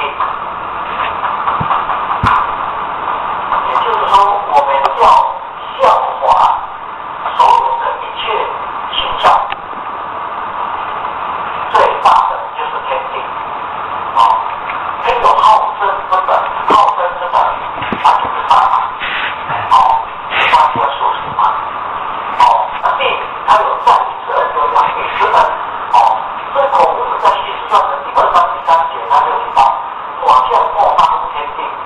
中莫大乎事实，天下作为莫大乎之焉。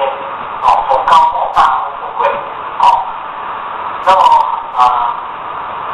效果呢自然就是老子所说的人教广定，那地很自然就广天，天法道法自然。效法自然知天定，这个天定就是天的法定，天籁之音。那么毕颂里面的一首歌，有如天籁之音一样。第二首标题白首山，我们稍微跟各位解释过的时候，我们再来把它唱一遍。我们的体会更深刻。那我们再唱一遍，我们就下课。好。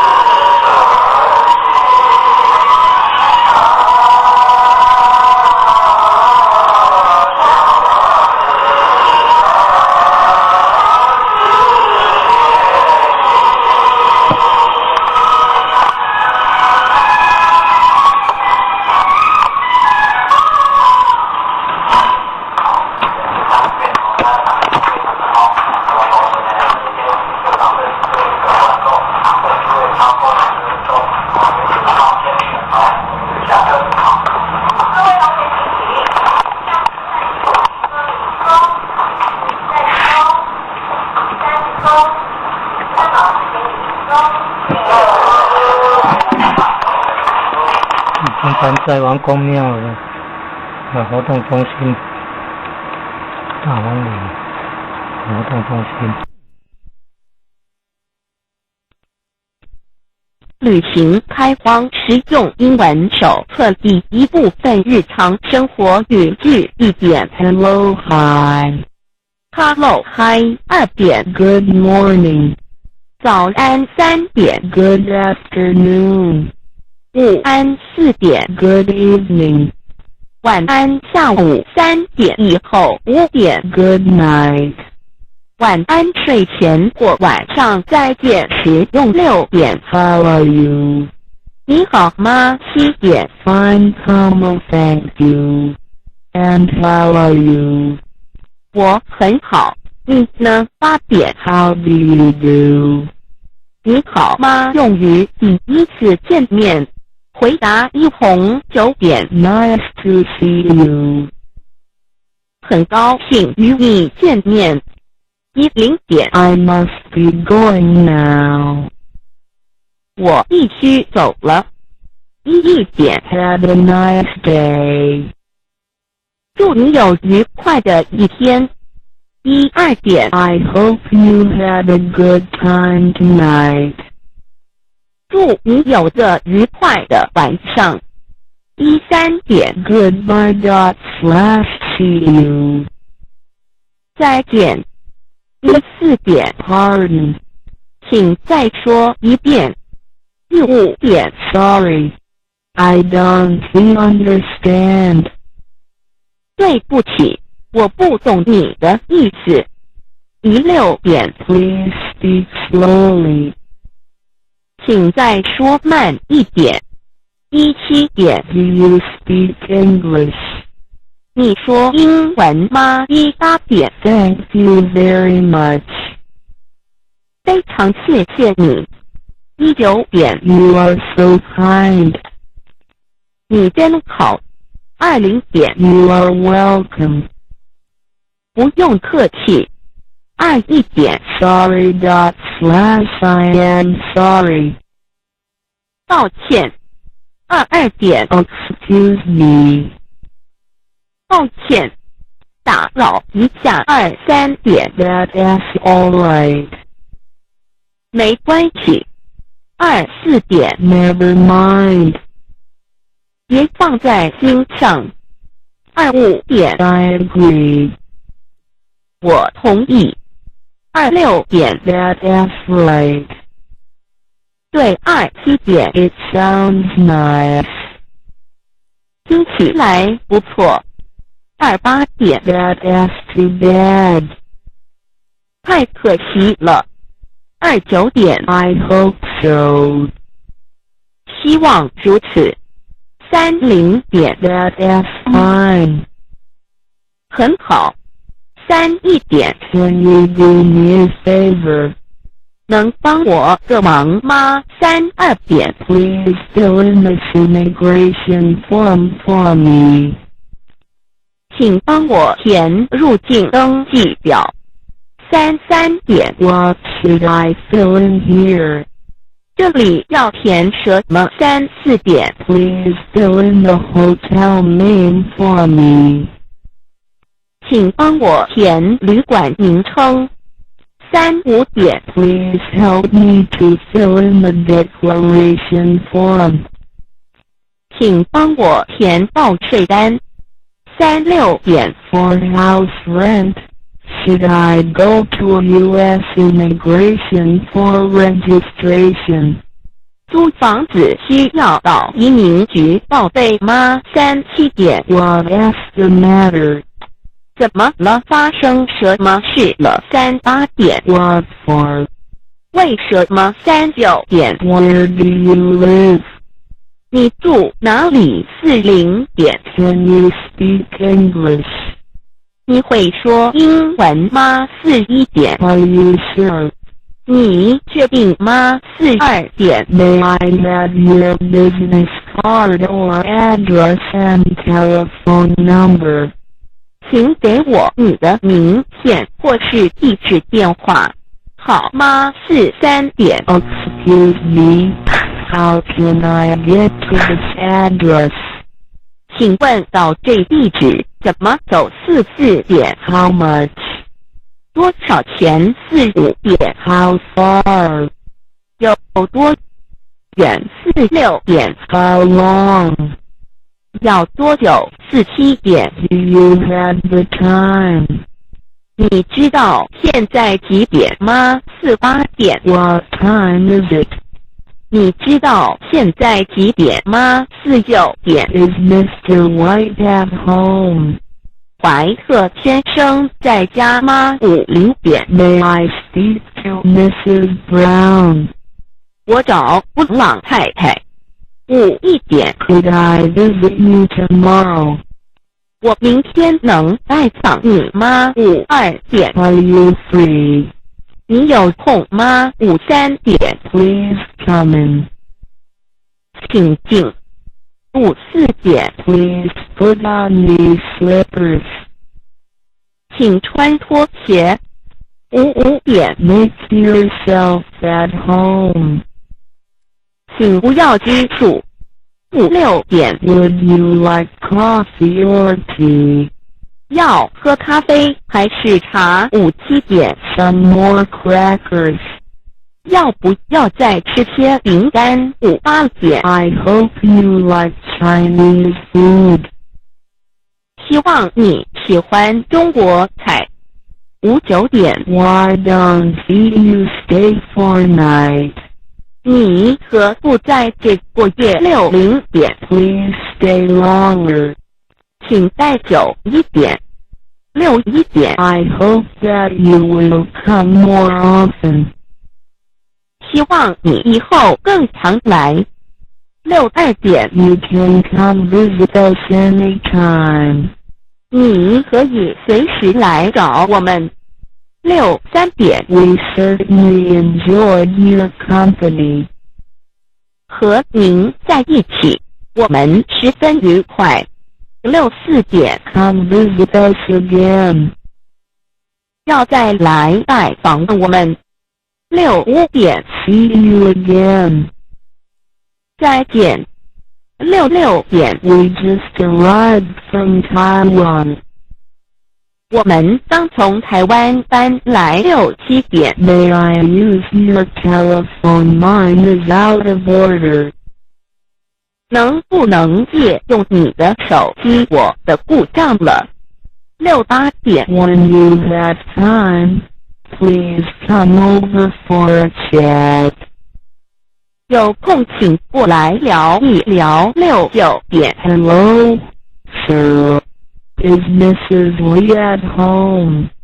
你好，请问你太太在家吗？70点 I come from Dow Center. 我是盛唐来的。71点 Could I visit him / her? 我能拜访他吗？72点 You are our good friend. 你是我们很好的朋友。73点 Thank you for your help. 谢谢您的帮忙。I appreciate your kindness and support. 很感激你的照顾。Please come to Dow Center when you have time. 有空请常来盛唐。74点 Can you come here to study the Buddhist religion? 请来学习礼节。75点 Please come here and study the truth when you have time. 有空请来研究道理。76点 Today our teacher will talk about the good truth. 今天我们讲师要说很好的道理。77点 If you had any questions about Tao, please ask me. 有任何问题可以提出。78点 I greatly appreciate you giving me a chance. 感谢你给我这个机会。79点 This is our first time to be here. 我们初来此地。Language is not easy for us. 语言不通顺。Please help us. 请多帮忙。80点 Thank you for your kindness. 感谢慈悲。81点 All thanks to the Lord. 感谢上天。82点 Could you invite more people to come to our center? 请您多找人来佛堂好吗？83点 All of your family are doing charitable things. 你们家都在做善事。Such people and family will be blessed with happiness and health. 上天会保佑这样的人幸福健康。84点 The Lord will help the people who do charitable things, because they have merits. 上天保佑善人，因为他们有功德。Two words of practical English of Trip 1 Favor KK, DJ, and 名词 Noun 善意的行为，恩惠。See, you did me a great favor. 你帮了我一个大忙。2 Fill in PH. 片语 Phrase. 填写 Fill in the blanks with suitable words. 在空格里填上适当的字。3 Immigration KK, DJ, and 名词 Noun right parenthesis left square bracket U. 移居 Passed through immigration control at the port. 在港口通过移民管制站。4 Form KK, DJ, and 名词 Noun. 表格 See, to apply for a job, you must fill out a form. 申请工作要填表。5 Declaration KK, DJ, and 名词 Noun right parenthesis left square bracket C right square bracket left square bracket U. 纳税品等的申报。A declaration at the customs house. 报关。6 Customs KK, DJ, and 名词 Noun. 关税 K. 长大写在关。报关手续。I paid $20 in customs on the $100 Swiss watch. 我为$100的瑞士表付了$20的关税。As soon as I got through customs, I jumped into a taxi. 我一通过海关就跳进了一辆计程车。7 Rent KK, DJ, and 名词 Noun. 租金租费。See right square bracket left square bracket U. 出租的财产是房、地产等。I got to pay my rent this morning. 今天上午我必须付房租。BT. 及物动词 transitive verb. 租用、租入。From. 租出。To slash out, they rented a cabin for their vacation. 他们为度假租了一间小屋。I have rented the house out to a very nice family.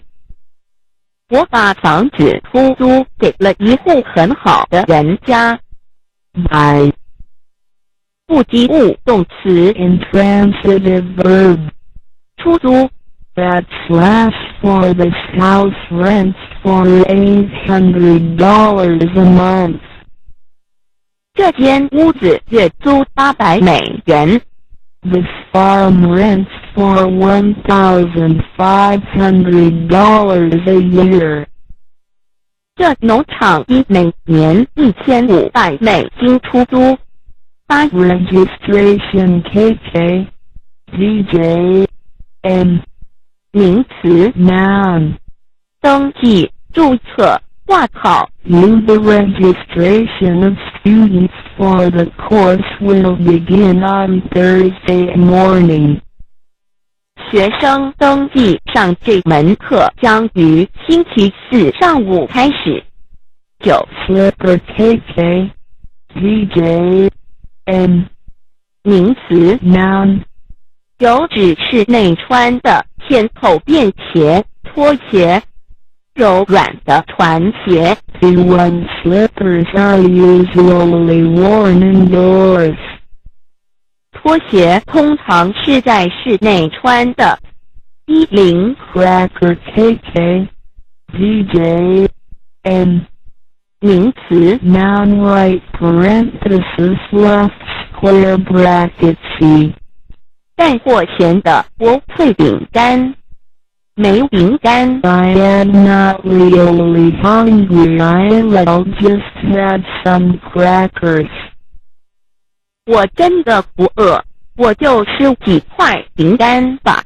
11 Certainly KK DJ add 副词 adverb 无疑以必定确实用于回答当然可以没问题 They will certainly succeed. 他们一定会成功。May I use your motorcycle? Certainly. 我可以借用你的摩托车吗？行。12 Company KK DJ M 名词 noun 公司商号 See right square bracket left square bracket G 陪伴友情 U 伴侣们同伴们朋友们 See right square bracket left square bracket G 客人们 Tom works for a computer company. 汤姆在一家电脑公司上班。People are judged by the company they keep. 根据某人结交的朋友便能判断其人了。Do you expect company for the weekend? 这周末你家有客人吗？13 Out of order PH 片语 Freeze 发生故障违反议事规则顺序混乱 Our air conditioner is out of order 我们的冷气机出故障了 The elevator is out of order电梯出故障了。14 Elevator KK DJ M 名词 noun right parenthesis left square bracket C 美电梯升降机 Many department stores have both elevators and escalators许多百货公司既有电梯又有自动扶梯。15 Escalator KK DJ M 名词 noun right parenthesis left square bracket C 自动楼梯电扶梯 The new store has escalators to carry customers from one floor to another这家新商店有自动扶梯将顾客从一层楼面运送到另一层楼面。16 Chat KK DJ I 不及物动词 intransitive verb 闲谈聊天 About /away /on they chatted about the film saw last night他们闲聊着昨夜放的电影。VT 及物动词 transitive verb 因口语点点点攀谈与点点点搭讪，与点点点调情 ，open 名词 noun 闲谈聊天 ，she writes square bracket left square bracket you write square bracket left square bracket left parenthesis plus about slash with the often asked Philip to come in for a chat. 他经常约菲利普进来闲谈。17 appreciate KK VJ VT 及物动词 transitive verb 欣赏赏识感谢感激体会领会察知 W right square bracket left square bracket plus left parenthesis that her talent for music was not appreciated. 她的音乐才能无人赏识。They deeply appreciated his kindness. 他们对他的好意深表感谢。I am afraid you had not appreciated the urgency of the matter. 恐怕你还没有意识到这件事的紧迫性。18 Buddhist KK VJ N 名词 noun 佛教徒点形容词 adjective 佛教的佛陀的佛教徒的19 invite KK VJ VT 及物动词 transitive verb 邀请招待 right parenthesis right square bracket left square bracket to he invited several of his friends to the show. 他邀请了几个朋友去看表演。20 charitable KK VJ A 形容词 adjective 慈悲为怀的仁慈的慈善的施舍慷慨的宽容的宽厚的 towards charitable funds 慈善基金 A more charitable person would forgive the boy's errors 宽容点儿的人就会原谅那男孩的过错。21 merit KK VJ N 名词 noun 价值 U 长处优点 C 功绩功劳 C 功过是非曲直 See her singing is totally without merit 她的演唱一无是处 People may not like her, but she has her merits 人们也许不喜欢她，但她也有她的优点。He will judge the case solely on its merits.